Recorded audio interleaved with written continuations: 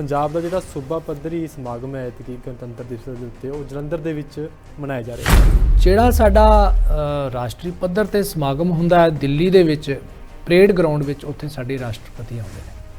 ਸੋ ਪੰਜਾਬ ਦਾ ਜਲੰਧਰ ਵਿੱਚ ਹੋ ਰਿਹਾ। ਸਾਡੇ ਰਾਜਪਾਲ ਸਾਹਿਬ ਬਨਵਾਰੀ ਲਾਲ ਪ੍ਰੋਹਤ ਜੀ ਉੱਥੇ ਝੰਡਾ ਚਲਾਉਣਗੇ। ਬੜਾ ਮਹੱਤਵਪੂਰਨ ਹੁੰਦਾ ਹੈ। ਉੱਥੇ ਝਾਕੀਆਂ ਵੀ ਕੱਢੀਆਂ ਜਾਂਦੀਆਂ ਨੇ, ਇਨਾਮ ਵੀ ਦਿੱਤੇ ਜਾਂਦੇ ਆ। ਪੁਲਿਸ ਦੇ ਨਾਲ ਇਸ ਮੌਕੇ ਤੇ ਜ਼ਰੂਰ ਸਹਿਯੋਗ ਕਰਨਾ ਚਾਹੀਦਾ, ਕਿਉਂਕਿ ਉਹ ਜਿਵੇਂ ਤੁਹਾਨੂੰ ਜਿਹੜਾ ਰਾਹ ਵਿਖਾਉਂਦੇ ਉੱਥੇ ਜਾਓ, ਔਰ ਜਿੱਥੇ ਉਹ ਕਹਿੰਦੇ ਆ ਉੱਥੇ ਬਹਿਣਾ ਚਾਹੀਦਾ। ਬਿਨਾਂ ਵਜ੍ਹਾ ਤੋਂ ਉਹਨਾਂ ਨਾਲ ਬਹਿਸ ਨਾ ਕਰੋ, ਕਿਉਂਕਿ ਉਹਨਾਂ ਦੇ ਉੱਤੇ ਬੜਾ ਪ੍ਰੈਸ਼ਰ ਹੁੰਦਾ, ਔਰ ਖਾਸ ਤੌਰ ਤੇ ਇਹਨਾਂ ਦਿਨਾਂ ਦੇ ਵਿੱਚ ਇਹਦੇ ਵਿੱਚ ਰਾਜਨੀਤੀ ਦਾ ਕੋਈ ਥਾਂ ਨਹੀਂ ਹੁੰਦਾ ਤੇ ਲੋਕਾਂ ਨੂੰ ਜਿਹੜਾ ਉਹ ਇਹਦਾ ਹਿੱਸਾ ਬਣਨਾ ਜਿਹੜਾ ਉਹ ਚਾਹੀਦਾ। ਲਖੀਮਪੁਰ ਖੀਰੀ ਜਿਹੜੇ ਹਿੰਸਾ ਮਾਮਲਾ ਸੀ ਉਹਦੇ ਵਿੱਚ ਸੁਪਰੀਮ ਕੋਰਟ ਦੇ ਵੱਲੋਂ ਅਸ਼ੀਸ਼ ਮਿਸ਼ਰਾ ਨੂੰ 8 ਹਫ਼ਤਿਆਂ ਦੀ ਜ਼ਮਾਨਤ ਦੇ ਦਿੱਤੀ ਹੈ। ਲਖੀਮਪੁਰ ਦੀ ਜਿਹੜੀ ਡਿਸਟ੍ਰਿਕਟ ਕੋਰਟ ਸੀ, ਉੱਥੋਂ ਦੇ ਐਡੀਸ਼ਨਲ ਸੈਸ਼ਨ ਜੱਜ ਨੂੰ ਪੁੱਛਿਆ ਸੀ ਕਿ ਅਸ਼ੀਸ਼ ਮਿਸ਼ਰਾ ਨੂੰ ਕਿੰਨਾ ਚਿਰ ਹੋਰ ਅੰਦਰ ਰੱਖਿਆ ਜਾ ਸਕਦਾ ਹੈ। 5 ਸਾਲ ਲੱਗਣਗੇ, ਕਿਉਂਕਿ ਡਾਕੂਮੈਂਟਸ ਬੜੇ ਨੇ, ਵਿਟਨੈਸਿਸ ਬੜੀਆਂ ਨੇ, ਉਹਦੇ ਵਿੱਚ ਰਿਪੋਰਟਸ ਬੜੀਆਂ। ਇਹ ਘਟਨਾ ਨੇ ਬਹੁਤ ਜ਼ਿਆਦਾ ਧਿਆਨ ਖਿੱਚਿਆ ਸੀ, ਔਰ ਹੁਣ ਤੱਕ ਇਹਦਾ ਦੁਖਾਂਤਕ ਪੱਖ ਇਹ ਆ ਕਿ ਕੇਂਦਰ ਸਰਕਾਰ ਨੇ ਜੋ ਕਿਸਾਨਾਂ ਦੀ ਮੰਗ ਸੀ ਜਾਂ ਜੋ ਬਣਦੀ ਸੀ ਕਿ ਕੇਂਦਰ ਦੇ ਵਿੱਚ ਅਸ਼ੀਸ਼ ਮਿਸ਼ਰਾ ਦੇ ਪਿਤਾ ਜਿਹੜੇ ਨੇ ਅਜੇ ਕੁਮਾਰ ਟੈਨੀ ਜੀ, ਉਹ ਮੈਂਬਰ ਪਾਰਲੀਮੈਂਟ ਨੇ ਲਖੀਮਪੁਰ ਤੋਂ। ਐਡੀਸ਼ਨਲ ਸੈਸ਼ਨ ਕੋਰਟ ਦੇ ਵਿੱਚ 5 ਸਾਲ ਲੱਗਣਗੇ। ਸੋ ਇਨਸਾਫ ਹਾਲੇ ਬਹੁਤ ਦੂਰ ਹੈ। ਡਾਕਟਰ ਸਾਹਿਬ, ਹੁਣ ਤਾਂ ਬੀਜੇਪੀ ਕਹਿੰਦੀ ਪੰਜਾਬ ਦੇ ਕੋਲ ਤਾਂ ਪਾਣੀ ਨਹੀਂ ਹੈ, ਕਹਿੰਦੇ ਹਰਿਆਣਾ ਨੂੰ ਦੇਣ ਵਾਸਤੇ। ਬਹੁਤ ਮੈਂ ਸਮਝਦਾ ਕਿ ਦੇਰ ਬਾਅਦ ਆਏ। ਬੀਜੇਪੀ ਸ਼ੁਰੂ ਤੋਂ ਚੁੱਪ ਗੋਲ ਮੋੜ ਜਵਾਬ ਦਿੰਦੇ ਆਏ ਆ। ਬਿਲਕੁਲ ਜੀ। ਪਰ ਹੁਣ ਬੀਜੇਪੀ ਨੇ ਆਪਣਾ ਸਟੈਂਡ ਵੀ ਲੈ ਲਿਆ ਤੇ ਸਟੈਂਡ ਬਦਲ ਵੀ ਲਿਆ ਪੁਰਾਣਾ। 27 ਦੇ ਵਿੱਚ ਤੇ ਪੰਜਾਬ ਦਾ ਪਾਣੀਆਂ ਦਾ ਮਸਲਾ ਹੱਲ ਹੋ ਜਾਏਗਾ। ਸਾਰੇ ਪਾਣੀ ਪੰਜਾਬ ਨੂੰ ਇੱਥੋਂ ਇਹਦਾ ਮਤਲਬ ਇਹ ਆ ਕਿ ਪੰਜਾਬ ਨੂੰ ਹੀ ਪਾਣੀ ਮਿਲੇਗਾ, ਪਰ ਜੇਕਰ ਪੰਜਾਬ ਦੇ ਵਿੱਚ ਬੀਜੇਪੀ ਆਏਗੀ।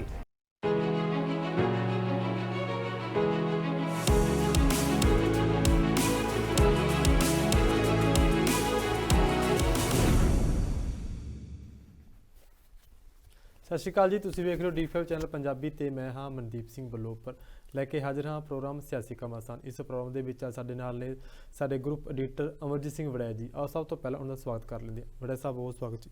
ਬਹੁਤ ਬਹੁਤ ਧੰਨਵਾਦ ਤੁਹਾਡਾ ਔਰ ਸਾਡੇ ਦਰਸ਼ਕਾਂ ਦਾ, ਉਹਨਾਂ ਨੂੰ ਅਸੀਂ ਜੀ ਆਇਆਂ ਕਹਿੰਦੇ ਹਾਂ ਜੀ। ਬਲੋਪਰ ਸਾਹਿਬ, ਅੱਜ ਬੜੀਆਂ ਤਾਜ਼ਾ ਤੇ ਬੜੀਆਂ ਹੀ ਗਰਮ ਖਬਰਾਂ ਨੇ ਤੇ ਮੈਂ ਸਮਝਦਾ ਕਿ ਸਾਨੂੰ ਸਾਡੇ ਦਰਸ਼ਕਾਂ ਨੂੰ ਉਹਨਾਂ ਬਾਰੇ ਜਲਦੀ ਤੋਂ ਜਲਦੀ ਸ਼ੁਰੂ ਕਰ ਦੇਣਾ ਚਾਹੀਦਾ, ਕਿਉਂਕਿ ਜਿੰਨਾ ਚਿਰ ਜੁੜਦੇ ਅਸੀਂ ਬੇਨਤੀ ਕਰਦੇ ਹਾਂ ਕਿ ਸਾਡੇ ਨਾਲ ਜਲਦੀ ਤੋਂ ਜਲਦੀ ਜੁੜ ਜਾਓ ਤੇ ਫਟਾਫਟ ਇਹ ਪ੍ਰੋਗਰਾਮ ਸ਼ੇਅਰ ਵੀ ਕਰ ਦਿਓ ਤਾਂ ਕਿ ਬਹੁਤ ਸਾਰੇ ਲੋਕ ਸਾਡੇ ਨਾਲ ਜੁੜ ਜਾਣ। ਬਿਲਕੁਲ ਜੀ। ਹਾਂਜੀ ਜੀ। ਇਸ ਪ੍ਰੋਗਰਾਮ ਦੇ ਵਿੱਚ ਪਿਆਰੇ ਦਰਸ਼ਕ ਵੀ ਸਾਡੇ ਨਾਲ ਆਪਣਾ ਰਾਬਤਾ ਕਾਇਮ ਕਰ ਸਕਦੇ ਹਨ। ਤੁਹਾਡੇ ਸਕਰੀਨ ਦੇ ਉੱਤੇ ਸਾਡਾ ਫੋਨ ਨੰਬਰ ਫਲੈਸ਼ ਹੋ ਰਿਹਾ, ਇਸ ਦੇ ਜ਼ਰੀਏ ਤੁਸੀਂ ਆਪਣੇ ਸਵਾਲ ਇਸ ਚੱਲਦੇ ਪ੍ਰੋਗਰਾਮ ਦੇ ਵਿੱਚ ਰੱਖ ਸਕਦੇ ਹੋ। ਤੇ ਸਭ ਤੋਂ ਪਹਿਲਾਂ ਵੜੈਚ ਸਾਹਿਬ, ਗੱਲਬਾਤ ਕਰਾਂਗੇ ਪੰਜਾਬ ਦਾ ਜਿਹੜਾ ਸੂਬਾ ਪੱਧਰੀ ਸਮਾਗਮ ਹੈ ਐਤਕੀ ਗਣਤੰਤਰ ਦਿਵਸ ਦੇ ਉੱਤੇ ਉਹ ਜਲੰਧਰ ਦੇ ਵਿੱਚ ਮਨਾਇਆ ਜਾ ਰਿਹਾ ਜੀ। ਇਹ 2 ਦਿਨ ਮਨਦੀਪ ਜੀ ਬੜੇ ਮਹੱਤਵਪੂਰਨ ਹੁੰਦੇ ਨੇ ਸਾਡੇ ਦੇਸ਼ ਦੇ ਵਿੱਚ। ਇੱਕ 15 ਅਗਸਤ ਤੇ ਇੱਕ 26 ਜਨਵਰੀ। 26 ਜਨਵਰੀ ਨੂੰ ਸਾਡਾ ਸੰਵਿਧਾਨ ਲਾਗੂ ਹੁੰਦਾ ਤੇ ਉਸ ਦਾ 74ਵਾਂ ਜਿਹੜਾ ਗਣਤੰਤਰ ਦਿਵਸ ਹੈ ਉਹ ਅਸੀਂ ਮਨਾ ਰਹੇ ਹਾਂ ਪੂਰੇ ਦੇਸ਼ ਦੇ ਵਿੱਚ। ਔਰ ਪੰਜਾਬ ਦਾ ਜਲੰਧਰ ਵਿੱਚ ਹੋ ਰਿਹਾ, ਜਿੱਥੇ ਸਾਡੇ ਜਦੋਂ ਵੀ ਗਣਤੰਤਰ ਦਿਵਸ ਮਨਾਇਆ ਜਾਂਦਾ ਤਾਂ ਉਸ ਦੇ ਉੱਤੇ ਜਿਹੜੇ ਰਾਜ ਦੇ ਰਾਜਪਾਲ ਹੁੰਦੇ ਨੇ ਜਾਂ ਯੂਨੀਅਨ ਟੈਰੀਟਰੀਜ਼ ਦੇ ਲੈਫਟੀਨੈਂਟ ਗਵਰਨਰਸ ਹੁੰਦੇ ਨੇ, ਉਹ ਝੰਡਾ ਚਲਾਉਂਦੇ ਆ। ਤੇ ਜਿਹੜਾ ਸਾਡਾ ਰਾਸ਼ਟਰੀ ਪੱਧਰ ਤੇ ਸਮਾਗਮ ਹੁੰਦਾ ਹੈ ਦਿੱਲੀ ਦੇ ਵਿੱਚ ਪਰੇਡ ਗਰਾਊਂਡ ਵਿੱਚ, ਉੱਥੇ ਸਾਡੇ ਰਾਸ਼ਟਰਪਤੀ ਆਉਂਦੇ ਨੇ। ਸੋ ਪੰਜਾਬ ਦਾ ਜਲੰਧਰ ਵਿੱਚ ਹੋ ਰਿਹਾ। ਸਾਡੇ ਰਾਜਪਾਲ ਸਾਹਿਬ ਬਨਵਾਰੀ ਲਾਲ ਪ੍ਰੋਹਤ ਜੀ ਉੱਥੇ ਝੰਡਾ ਚਲਾਉਣਗੇ। ਬੜਾ ਮਹੱਤਵਪੂਰਨ ਹੁੰਦਾ ਹੈ। ਉੱਥੇ ਝਾਕੀਆਂ ਵੀ ਕੱਢੀਆਂ ਜਾਂਦੀਆਂ ਨੇ, ਇਨਾਮ ਵੀ ਦਿੱਤੇ ਜਾਂਦੇ ਆ। ਲੇਕਿਨ ਇਸ ਵਾਰ ਜਿਹੜਾ ਉਹ ਬਲੋਪੁਰ ਜੀ ਜਿਹੜਾ ਸਾਡਾ ਫੋਕਸ ਹੈ ਉਹ ਜ਼ਿਆਦਾ ਬਠਿੰਡੇ ਤੇ ਚਲਿਆ ਗਿਆ, ਕਿਉਂਕਿ ਬਠਿੰਡੇ ਤੇ ਸਾਡੇ ਮੁੱਖ ਮੰਤਰੀ ਭਗਵੰਤ ਮਾਨ ਹੋਣੀ ਜਿਹੜਾ ਉੱਥੇ ਝੰਡਾ ਫਹਿਰਾਉਣਗੇ ਤੇ ਉੱਥੇ ਖਾਲਿਸਤਾਨ ਦੇ ਨਾਅਰੇ ਵੀ ਲਿਖੇ ਗਏ ਆ ਸਿੱਖ ਫਾਰ ਜਸਟਿਸ ਵੱਲੋਂ, ਔਰ ਧਮਕੀ ਵੀ ਉਹਨਾਂ ਨੂੰ ਦਿੱਤੀ ਗਈ ਹੈ ਭਗਵੰਤ ਮਾਨ ਹੋਣਾ ਨੂੰ ਜੀ। ਸੋ ਉਹ ਜ਼ਿਆਦਾ ਫੋਕਸ ਹੈ। ਸਿਕਿਉਰਿਟੀ ਫੋਰਸਿਸ ਚਾਰੇ ਪਾਸੇ ਲੱਗੀਆਂ ਹੋਈਆਂ ਨੇ। ਸੋ ਅਸੀਂ ਦੁਆ ਕਰਦੇ ਹਾਂ ਕਿ ਇਹ ਸੁੱਖ ਸ਼ਾਂਤੀ ਨਾਲ ਲੰਘੇ ਤੇ ਨਾਲ ਦੀ ਨਾਲ ਲੋਕਾਂ ਨੂੰ ਵੀ, ਜਿਹੜੇ ਸਾਡੇ ਦਰਸ਼ਕ ਉਸ ਇਲਾਕੇ ਦੇ ਖਾਸ ਤੌਰ ਤੇ, ਵੈਸੇ ਤੇ ਸਾਰਿਆਂ ਥਾਵਾਂ ਤੇ, ਪੁਲਿਸ ਦੇ ਨਾਲ ਇਸ ਮੌਕੇ ਤੇ ਜ਼ਰੂਰ ਸਹਿਯੋਗ ਕਰਨਾ ਚਾਹੀਦਾ, ਕਿਉਂਕਿ ਉਹ ਜਿਵੇਂ ਤੁਹਾਨੂੰ ਜਿਹੜਾ ਰਾਹ ਵਿਖਾਉਂਦੇ ਉੱਥੇ ਜਾਓ, ਔਰ ਜਿੱਥੇ ਉਹ ਕਹਿੰਦੇ ਆ ਉੱਥੇ ਬਹਿਣਾ ਚਾਹੀਦਾ। ਬਿਨਾਂ ਵਜ੍ਹਾ ਤੋਂ ਉਹਨਾਂ ਨਾਲ ਬਹਿਸ ਨਾ ਕਰੋ, ਕਿਉਂਕਿ ਉਹਨਾਂ ਦੇ ਉੱਤੇ ਬੜਾ ਪ੍ਰੈਸ਼ਰ ਹੁੰਦਾ, ਔਰ ਖਾਸ ਤੌਰ ਤੇ ਇਹਨਾਂ ਦਿਨਾਂ ਦੇ ਵਿੱਚ ਬੜਾ ਪ੍ਰੈਸ਼ਰ ਹੈ ਪੰਜਾਬ ਦੇ ਵਿੱਚ, ਕਿਉਂਕਿ ਪੰਜਾਬ ਪੁਲਿਸ ਤੇ ਜਿਹੜੀਆਂ ਉਂਗਲੀਆਂ ਉੱਠ ਰਹੀਆਂ ਨੇ ਕਿ ਲਾ ਐਂਡ ਆਰਡਰ ਦੀ ਸਥਿਤੀ ਵਿਗੜੀ ਹੋਈ ਹੈ। ਸੋ ਕਿਤੇ ਕੋਈ ਮਾੜੀ ਘਟਨਾ ਨਾ ਵਾਪਰੇ, ਇਸ ਕਰਕੇ ਸਾਨੂੰ ਜਿਹੜਾ, ਕਿਉਂਕਿ ਤੁਸੀਂ ਦੇਖਿਆ ਕੱਲ ਚੰਡੀਗੜ੍ਹ ਦੇ ਵਿੱਚ ਵੀ ਇੱਕ ਅਫਵਾਹ ਫੈਲੀ ਸੀ ਜੀ, ਬਾਅਦ ਚ ਇਹੀ ਪਤਾ ਲੱਗਿਆ ਕਿ ਧਮਕੀ ਆਈ ਉੱਥੇ, ਔਰ ਪਤਾ ਲੱਗਿਆ ਕਿ ਬਿਲਕੁਲ ਅਫਵਾਹ ਸੀਗੀ ਉਹ। ਬਿਲਕੁਲ ਜੀ। ਪਰ ਇਸ ਤਰ੍ਹਾਂ ਦੀਆਂ ਘਟਨਾਵਾਂ ਵਾਪਰ ਸਕਦੀਆਂ ਨੇ, ਸੁਚੇਤ ਹੋਣ ਦੀ ਸਾਨੂੰ ਲੋੜ ਹੈ। ਇਹ ਰਾਸ਼ਟਰੀ ਸਮਾਗਮ ਹੁੰਦਾ ਹੈ, ਇਹਦੇ ਵਿੱਚ ਰਾਜਨੀਤੀ ਦਾ ਕੋਈ ਥਾਂ ਨਹੀਂ ਹੁੰਦਾ, ਤੇ ਲੋਕਾਂ ਨੂੰ ਜਿਹੜਾ ਉਹ ਇਹਦਾ ਹਿੱਸਾ ਬਣਨਾ ਜਿਹੜਾ ਉਹ ਚਾਹੀਦਾ ਜੀ। ਤੇ ਵੜੈਚ ਸਾਹਿਬ, ਦੂਜੇ ਪਾਸੇ ਲਖੀਮਪੁਰ ਖੀਰੀ ਜਿਹੜੇ ਹਿੰਸਾ ਮਾਮਲਾ ਸੀ, ਉਹਦੇ ਵਿੱਚ ਸੁਪਰੀਮ ਕੋਰਟ ਦੇ ਵੱਲੋਂ ਅਸ਼ੀਸ਼ ਮਿਸ਼ਰਾ ਨੂੰ 8 ਹਫ਼ਤਿਆਂ ਦੀ ਜ਼ਮਾਨਤ ਦੇ ਦਿੱਤੀ ਹੈ ਜੀ, ਕਿਵੇਂ ਦੇਖਦੇ ਹੋ ਜੀ? ਹਾਂ, ਬਿਲਕੁਲ ਇਹ ਅੱਜ ਦੀ ਬਿਲਕੁਲ ਤਾਜ਼ਾ ਖਬਰ ਹੈ, ਚਰਚਾ ਹੋ ਰਹੀ ਹੈ ਕਿਸਾਨ ਅੰਦੋਲਨ ਦੇ ਵਿੱਚ ਵੀ, ਜਿਹੜੀ ਹੈ ਉਹ ਲੀਡਰਾਂ ਵੱਲੋਂ ਵੀ ਇਹਦੇ ਉੱਤੇ ਪ੍ਰਤੀਕਰਮ ਕੀਤੇ ਜਾ ਰਹੇ ਨੇ ਕਿ ਅਸ਼ੀਸ਼ ਮਿਸ਼ਰਾ ਨੂੰ, ਕਿਉਂਕਿ ਤੁਹਾਨੂੰ ਯਾਦ ਹੋਣਾ ਪਿਛਲੇ ਦਿਨਾਂ ਦੇ ਵਿੱਚ ਸੁਪਰੀਮ ਕੋਰਟ ਨੇ ਲਖੀਮਪੁਰ ਦੀ ਜਿਹੜੀ ਡਿਸਟ੍ਰਿਕਟ ਕੋਰਟ ਸੀ, ਉੱਥੋਂ ਦੇ ਐਡੀਸ਼ਨਲ ਸੈਸ਼ਨ ਜੱਜ ਨੂੰ ਪੁੱਛਿਆ ਸੀ ਕਿ ਅਸ਼ੀਸ਼ ਮਿਸ਼ਰਾ ਨੂੰ ਕਿੰਨਾ ਚਿਰ ਹੋਰ ਅੰਦਰ ਰੱਖਿਆ ਜਾ ਸਕਦਾ ਹੈ, ਪਹਿਲੀ ਗੱਲ। ਦੂਸਰਾ ਉਹਨਾਂ ਕਿਹਾ ਸੀ ਕਿ ਇਸ ਕੇਸ ਦੇ ਉੱਤੇ ਸੁਣਵਾਈ ਕਦੋਂ ਤੱਕ ਮੁਕੰਮਲ ਹੋਏਗੀ, ਔਰ ਉਹਦੇ ਵਿੱਚ ਉਹਨਾਂ ਨੇ ਕਿਹਾ ਸੀ ਕਿ 5 ਸਾਲ ਲੱਗਣਗੇ, ਕਿਉਂਕਿ ਡਾਕੂਮੈਂਟਸ ਬੜੇ ਨੇ, ਵਿਟਨੈਸਿਸ ਬੜੀਆਂ ਨੇ, ਉਹਦੇ ਵਿੱਚ ਰਿਪੋਰਟਸ ਬੜੀਆਂ ਨੇ। ਸੋ ਅਚਾਨਕ ਅੱਜ, ਕਿਉਂਕਿ ਫੈਸਲਾ ਰਾਖਵਾਂ ਰੱਖ ਲਿਆ ਸੀ ਸੁਪਰੀਮ ਕੋਰਟ ਨੇ ਪਿਛਲੇ ਹਫਤੇ, ਸੋ ਇਸ ਕਰਕੇ ਅੱਜ ਉਹਨਾਂ ਨੇ ਉਹਨੂੰ 8 ਹਫ਼ਤੇ ਦੀ ਜ਼ਮਾਨਤ ਦੇ ਦਿੱਤੀ ਹੈ, ਔਰ ਨਾਲ ਸ਼ਰਤ ਲਾ ਦਿੱਤੀ ਹੈ ਕਿ ਉਹ ਦਿੱਲੀ ਤੇ ਯੂਪੀ ਦੇ ਵਿੱਚ ਨਹੀਂ ਰਹੇਗਾ, ਬਾਹਰ ਰਹੇਗਾ। ਉਹ 1 ਹਫ਼ਤੇ ਤੋਂ ਬਾਅਦ ਉਹ ਨਿਕਲ ਜਾਏਗਾ ਉੱਥੋਂ। ਖੈਰ, ਇਹ ਤਾਂ ਪਤਾ ਸੀ ਕਿ ਉਹਨੂੰ ਜ਼ਮਾਨਤ ਮਿਲਣੀ ਹੈ, ਕਿਉਂਕਿ ਸੁਪਰੀਮ ਕੋਰਟ ਨੇ ਇੰਡੀਕੇਸ਼ਨ ਦੇ ਦਿੱਤੀ ਸੀ ਕਿ ਕਿਸੇ ਨੂੰ ਲੰਮਾ ਸਮਾਂ ਜਿਹੜਾ ਉਹ ਬਿਨਾਂ ਕਿਸੇ ਕਾਨੂੰਨੀ ਕਾਰਵਾਈ ਤੋਂ ਜਿਹੜਾ ਅੰਦਰ ਨਹੀਂ ਜ਼ਿਆਦਾ ਦੇਰ ਰੱਖਿਆ ਜਾ ਸਕਦਾ। ਹਾਲਾਂਕਿ ਬਹੁਤ ਸਾਰੇ ਕੇਸਿਸ ਇਸ ਤਰ੍ਹਾਂ ਦੇ ਹੋਣਗੇ, ਸਾਡੀ ਆਏ ਹੋਣੇ ਆ ਤੁਹਾਡੇ ਸਾਹਮਣੇ, ਕਿ ਜਿੱਥੇ ਦੋਸ਼ੀਆਂ ਨੂੰ ਜ਼ਮਾਨਤ ਜਿਹੜੀ ਆ ਉਹ ਨਹੀਂ ਮਿਲਦੀ। ਹਾਲਾਂਕਿ ਕਾਨੂੰਨੀ ਕਾਰਵਾਈ ਵੀ ਕਈ ਥਾਵਾਂ ਤੇ ਪੂਰੀ ਹੋ ਜਾਂਦੀ ਹੈ। ਇੱਥੇ ਇਹ ਆ ਕਿ ਇਹ 2021 ਦਾ ਮਸਲਾ ਹੈ, ਜਦੋਂ 3 ਅਕਤੂਬਰ ਨੂੰ ਉੱਥੇ ਘਟਨਾ ਵਾਪਰੀ ਸੀ ਇਹ, ਜਿਹਦੇ ਵਿੱਚ 4 ਕਿਸਾਨ ਮਾਰੇ ਗਏ ਸੀ। ਇੱਕ ਪੱਤਰਕਾਰ, ਉਹਨਾਂ ਨੇ ਦੋਸ਼ ਲੱਗਦਾ ਕਿ ਅਸ਼ੀਸ਼ ਮਿਸ਼ਰਾ ਉਸ ਜੀਪ ਦੇ ਵਿੱਚ ਸੀ ਜਦੋਂ ਕਿਸਾਨ ਪ੍ਰਦਰਸ਼ਨ ਕਰ ਰਹੇ ਸੀ, ਉਹਨਾਂ ਦੇ ਪਿੱਛੋਂ ਆ ਕੇ ਜਿਹੜੀ ਆ ਉਹ ਜੀਪ ਚੜਾਤੀ, ਔਰ ਉਸ ਹਿੰਸਾ ਦੇ ਵਿੱਚ ਕੁਝ ਲੋਕ ਹੋਰ ਵੀ ਮਾਰੇ ਗਏ, 3, ਜਿਹਦੇ ਵਿੱਚ ਉਹਨਾਂ ਨੇ ਕਿਹਾ ਕਿ ਬੀਜੇਪੀ ਵਰਕਰ ਵੀ ਸੀਗੇ, ਇੱਕ ਡਰਾਈਵਰ ਵੀ ਸੀਗਾ।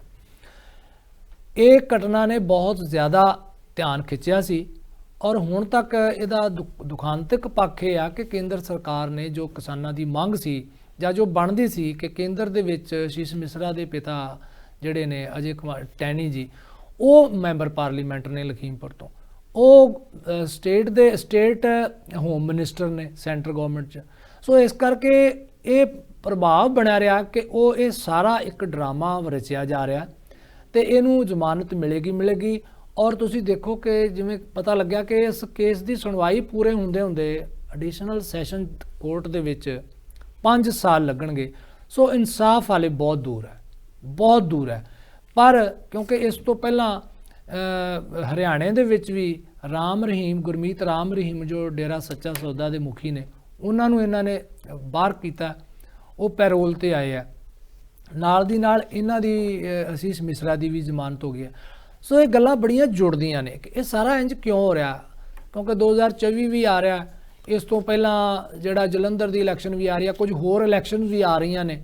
ਸੋ ਇਸ ਕਰਕੇ ਬੜਾ ਸੈਂਸਿਟਿਵ ਮਾਮਲਾ ਹੈ। ਕੇਂਦਰ ਸਰਕਾਰ ਨੂੰ, ਜੇ ਸਰਕਾਰ ਕਹਿੰਦੀ ਆ ਕਿ ਅਸੀਂ ਕਾਨੂੰਨ ਵਾਪਸ ਲੈ ਲਏ ਆ, ਕਿਸਾਨਾਂ ਦੇ ਹੱਕ ਵਿੱਚ ਗੱਲ ਕਰਦੇ ਆ, ਮੋਦੀ ਜੀ ਇਹ ਗੱਲ ਕਹਿੰਦੇ ਆ, ਤਾਂ ਫਿਰ ਇਹਦੇ ਉੱਤੇ ਫਾਸਟ ਟਰੈਕ ਬਣਨਾ ਚਾਹੀਦਾ, ਜਲਦੀ ਤੋਂ ਜਲਦੀ ਹੋਣਾ ਚਾਹੀਦਾ, ਕਿਉਂਕਿ ਜਿਨ੍ਹਾਂ ਘਰਾਂ ਦੇ ਕਿਸਾਨ ਪਰਿਵਾਰ ਮੈਂਬਰ ਚਲੇ ਗਏ ਆ, ਉਹਨਾਂ ਘਰਾਂ ਨੂੰ ਪੈਸੇ ਨਾਲ ਨਹੀਂ ਤਸੱਲੀ ਹੋਣੀ ਜਿੰਨਾ ਚਿਰ ਉਹਨਾਂ ਨੂੰ ਇਹ ਨਹੀਂ ਪਤਾ ਲੱਗਦਾ ਕਿ ਉਹਨਾਂ ਦੇ ਪਰਿਵਾਰ ਨੂੰ ਜਿਸ ਨੇ ਨੁਕਸਾਨ ਪਹੁੰਚਾਇਆ ਉਹਨੂੰ ਸਜ਼ਾ ਸਾਡਾ ਕਾਨੂੰਨ ਦਿੰਦਾ ਹੈ ਕਿ ਨਹੀਂ ਦਿੰਦਾ।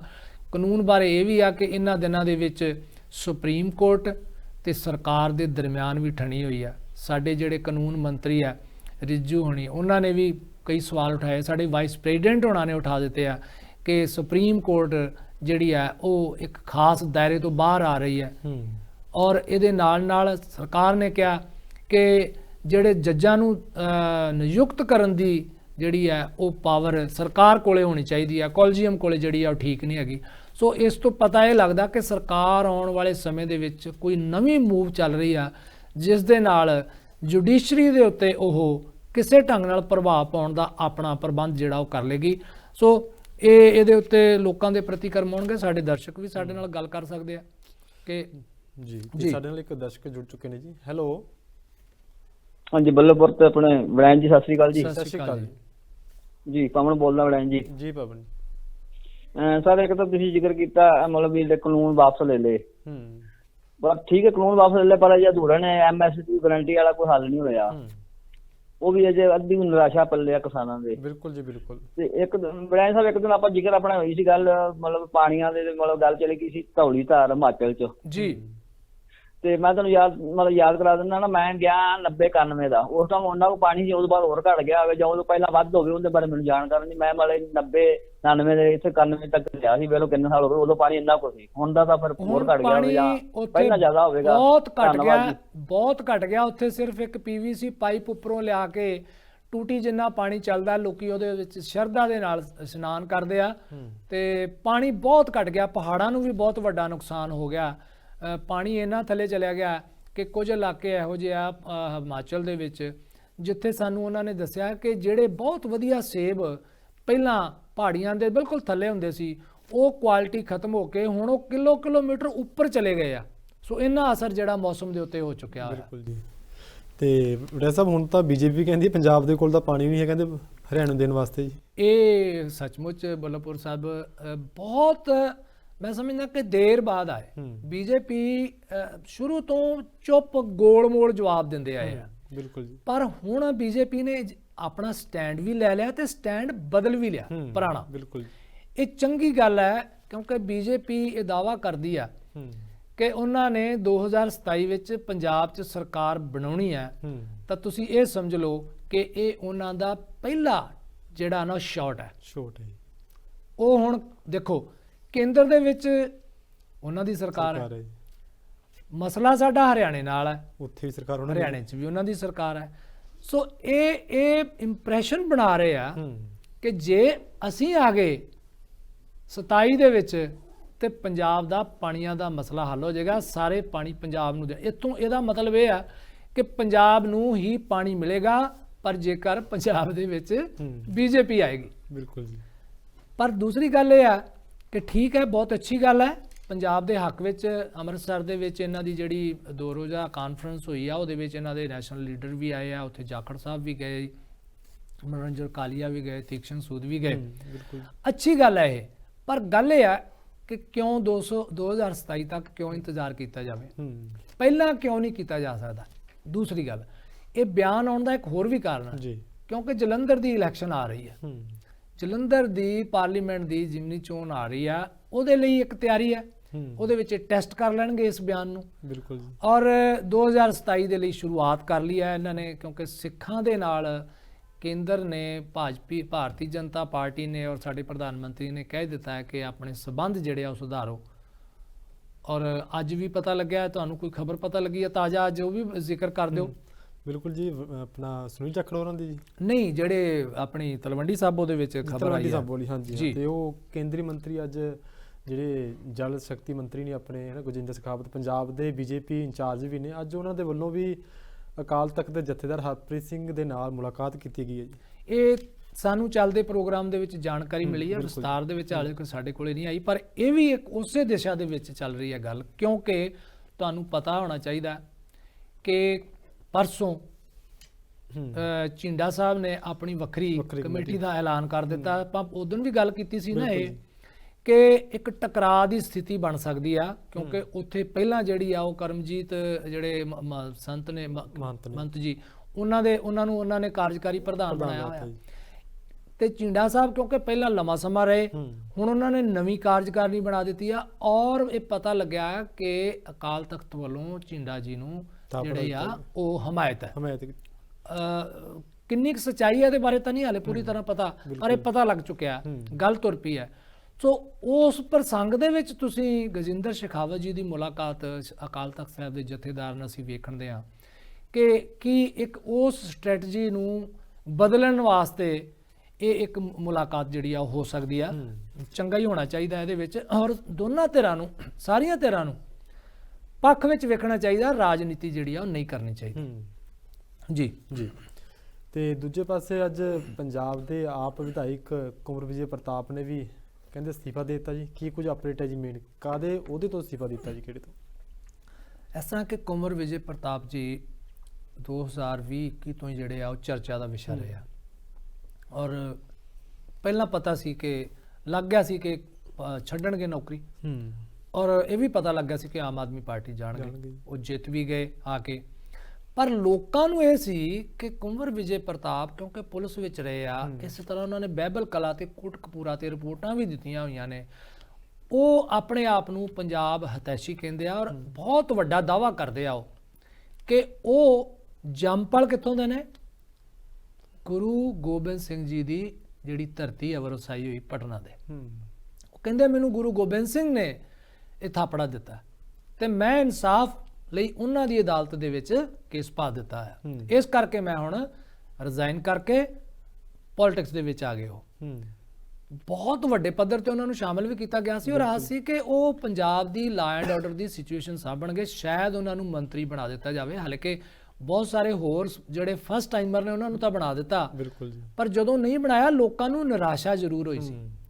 ਔਰ ਉਹਨਾਂ ਨੂੰ ਕੀ ਕੀਤਾ, ਉਹਨਾਂ ਨੇ ਜਿੰਨੀ ਪਾਰਲੀਮੈਂਟ ਹੈ ਜਾਂ ਜਿਹੜੀ ਵਿਧਾਨ ਸਭਾ ਉਹਦੇ ਵਿੱਚ ਨਾ ਵੱਖ-ਵੱਖ ਡਿਪਾਰਟਮੈਂਟਸ ਦੇ ਲਈ ਕਮੇਟੀਆਂ ਬਣਦੀਆਂ ਨੇ, ਔਰ ਕੋਈ ਅਨੁਸ਼ਾਸਨ ਕਮੇਟੀ ਹੈ, ਕੋਈ ਵਾਤਾਵਰਣ ਕਮੇਟੀ ਹੈ, ਇਹ ਵੀ ਇੱਕ ਕਮੇਟੀ ਹੈ, ਉਹ ਸੀਗੀ ਭਰੋਸਾ ਕਮੇਟੀ।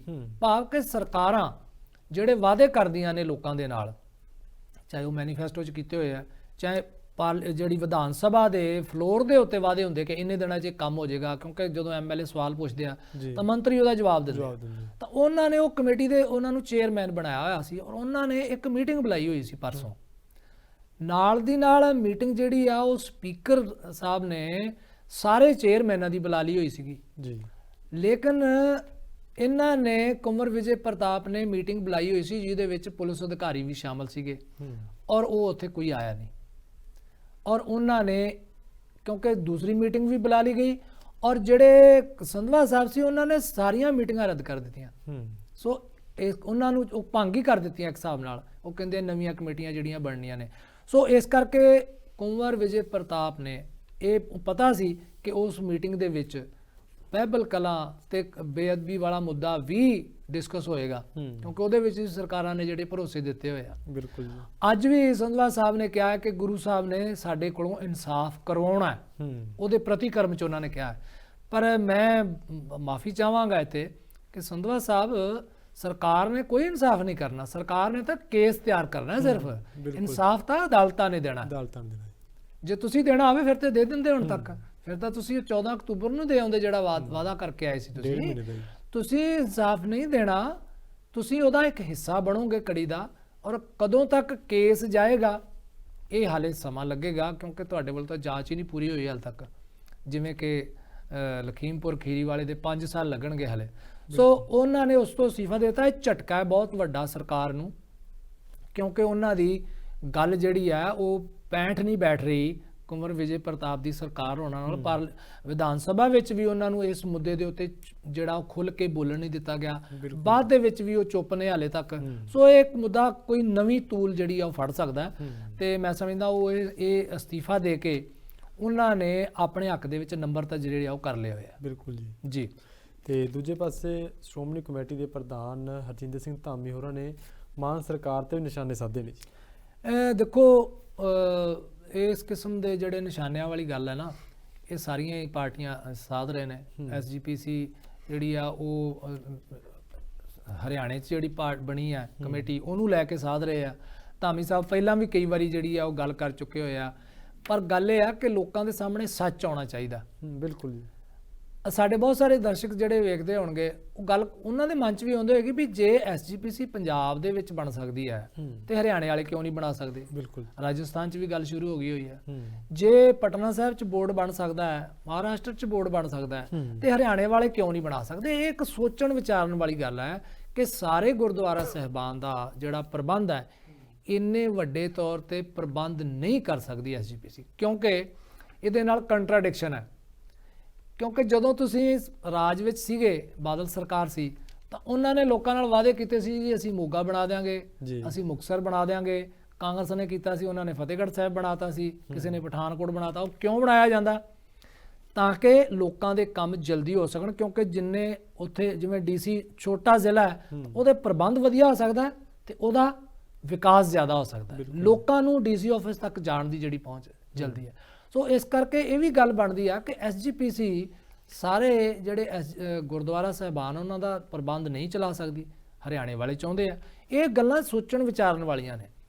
ਸੋ ਇਹ ਠੀਕ ਹੈ, ਉਹਨਾਂ ਦਾ ਹੱਕ ਹੈ ਜੀ, ਉਹ ਕਹਿ ਸਕਦੀ ਹੈ, ਕਿਉਂਕਿ ਪੰਜਾਬ ਸਰਕਾਰ ਦੇ ਉੱਤੇ ਤਾਂ ਸਿੱਧੀ ਤੌਰ ਤੇ ਐਸਜੀਪੀਸੀ ਦਾ ਨਹੀਂ ਹੈਗਾ, ਅਕਾਲੀ ਦਲ ਦਾ ਜਿਹੜਾ ਸਿੱਧਾ ਨਿਸ਼ਾਨਾ, ਤੇ ਉਹ ਵੀ ਇੱਕ ਉਹਨਾਂ ਦੇ ਪ੍ਰਤੀਨਿਧੀ ਹੈਗੇ ਆ। ਬਿਲਕੁਲ ਜੀ ਜੀ ਜੀ। ਤੇ ਵੜਿਆ ਸਾਹਿਬ, ਦੂਜੇ ਪਾਸੇ ਸੁਨੀਲ ਜਾਖੜ ਹੋਰਾਂ ਨੇ ਵੀ ਬੀਜੇਪੀ ਦੀ ਮੀਟਿੰਗ ਦੇ ਵਿੱਚ ਬੀਜੇਪੀ ਨੂੰ ਸਿੱਧਾ ਕਹਿਤਾ, ਭਾਈ ਜਿਹੜਾ ਡੇਰਾ ਮੁਖੀ ਦੀ ਤੁਸੀਂ ਭਾਵੇਂ ਹਰਿਆਣੇ ਦੇ ਵਿੱਚ ਹੋਈ ਹੋਵੇ ਜਿਹੜੀ ਉਹਦੀ ਜਮਾਤ, ਹਾਂ, ਪੈਰੋਲ ਤੇ ਆਏ ਨੇ, ਕਹਿੰਦੇ ਪਰ ਜਿਹੜੀ ਪੰਜਾਬ ਦੀ ਲੀਡਰਸ਼ਿਪ ਹੈ ਜਵਾਬ ਤਾਂ ਇਹਨੂੰ ਦੇਣਾ ਪੈਣਾ। ਕਹਿੰਦੇ ਇਹ ਜਾਖੜ ਸਾਹਿਬ ਦੇ ਇਸ ਬਿਆਨ ਦੀ ਕਮਾਲ ਹੈ। ਬਿਲਕੁਲ ਜੀ, ਕਮਾਲ ਹੈ ਕਿ ਉਹਨਾਂ ਕੋਲੇ ਇੰਨੀ ਹਿੰਮਤ ਹੈ ਆਪਣੀ ਪਾਰਟੀ ਨੂੰ ਇਹ ਗੱਲ ਕਹਿਣ ਦੀ। ਇਹਦੇ ਨਾਲ ਉਹਨਾਂ ਦਾ ਜਿਹੜਾ ਕੱਦ ਉੱਚਾ ਹੁੰਦਾ ਹੈ।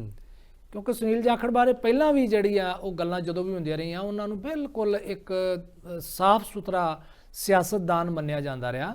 ਔਰ ਜਦੋਂ ਉਹਨਾਂ ਦਾ ਨਾਮ ਚੱਲਿਆ ਸੀਗਾ, ਜਦੋਂ ਚੰਨੀ ਹੋਣਾ ਨੂੰ ਮੁੱਖ ਮੰਤਰੀ ਬਣਾਇਆ, ਤਾਂ ਉਦੋਂ ਉਹਨਾਂ ਦਾ ਨਾਮ ਚੱਲ ਗਿਆ ਸੀ। ਤੇ ਪੰਜਾਬ ਦੇ ਵਿੱਚ ਕਦੇ ਕਿਸੇ ਨੇ ਇੰਜ ਨਹੀਂ ਸੀ ਸੋਚਿਆ ਕਿ ਕੋਈ ਹਿੰਦੂ ਮੁੱਖ ਮੰਤਰੀ ਬਣੂਗਾ ਜਾਂ ਸਿੱਖ ਬਣੇਗਾ। ਉਹਨਾਂ ਦੇ ਨਾਮ ਨੂੰ ਬਹੁਤ ਸਾਰੇ ਲੋਕਾਂ ਨੇ ਬੜੇ ਵਧੀਆ ਢੰਗ ਨਾਲ ਲਿਆ ਸੀ। ਉਦੋਂ ਉਹਨਾਂ ਦਾ ਉਹ ਪਿੱਛੇ ਹਟ ਗਏ ਜਾਂ ਹਟਾ ਦਿੱਤੇ ਗਏ। ਲੇਕਿਨ ਹੁਣ ਉਹਨਾਂ ਦਾ ਇਸ ਮੁੱਦੇ ਦੇ ਉੱਤੇ ਕਹਿਣਾ ਕਿ ਜਵਾਬ ਤਾਂ, ਕਿਉਂਕਿ ਡੇਰਾ ਰਾਮ ਰਹੀਮ ਜਿਹੜਾ ਸੱਚਾ ਸੌਦਾ ਵਾਲੇ ਮੁਖੀ ਨੇ ਗੁਰਮੀਤ ਰਾਮ ਰਹੀਮ, ਉਹਨਾਂ ਦੀ ਸਾਰੀ ਕੰਟਰੋਵਰਸੀ ਪੰਜਾਬ ਦੇ ਨਾਲ ਤੇ ਸਿੱਖਾਂ ਨਾਲ ਜੁੜੀ ਹੋਈ ਹੈ। ਕਿਉਂਕਿ ਉਹਨਾਂ ਨੇ ਸਲਾਬਤਪੁਰੇ ਦੇ ਵਿੱਚ ਗੁਰੂ ਗੋਬਿੰਦ ਸਿੰਘ ਜੀ ਦਾ ਉਹ ਬਾਣਾ ਪਾ ਕੇ ਜਿਹੜੀ ਗੱਲ ਕੀਤੀ, ਉਸ ਤੋਂ ਬਾਅਦ ਉਹਨਾਂ ਨੂੰ ਛੇਕਿਆ ਗਿਆ। ਫਿਰ ਅਕਾਲੀ ਦਲ ਦਾ ਉੱਤੇ ਦੋਸ਼ ਲੱਗਿਆ ਕਿ ਇਹਨਾਂ ਨੇ ਉਹਨਾਂ ਨੂੰ ਜਿਹੜਾ ਉਹ ਵਾਪਸ ਸਿੱਖ ਪੰਥ ਵਿੱਚ ਲਿਆਂਦਾ।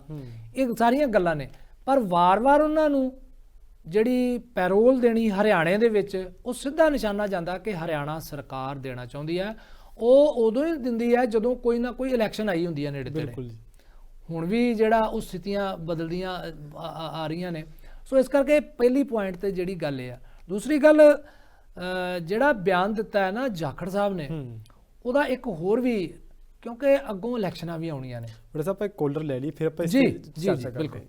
ਹੈਲੋ, ਸਤਿ ਸ਼੍ਰੀ ਅਕਾਲ ਬਾਈ ਜੀ। ਸਤਿ ਸ਼੍ਰੀ ਅਕਾਲ ਬੜਾ ਸਾਹਿਬ। ਸਤਿ ਸ਼੍ਰੀ ਅਕਾਲ ਜੀ। ਮੁਕੱਦਰ ਸਿੰਘ ਬੋਲਦਾ ਜੀ, ਸੰਗਰੂਰ ਤੋਂ ਜੀ। ਜੀ ਮੁਕੱਦਰ ਸਿੰਘ।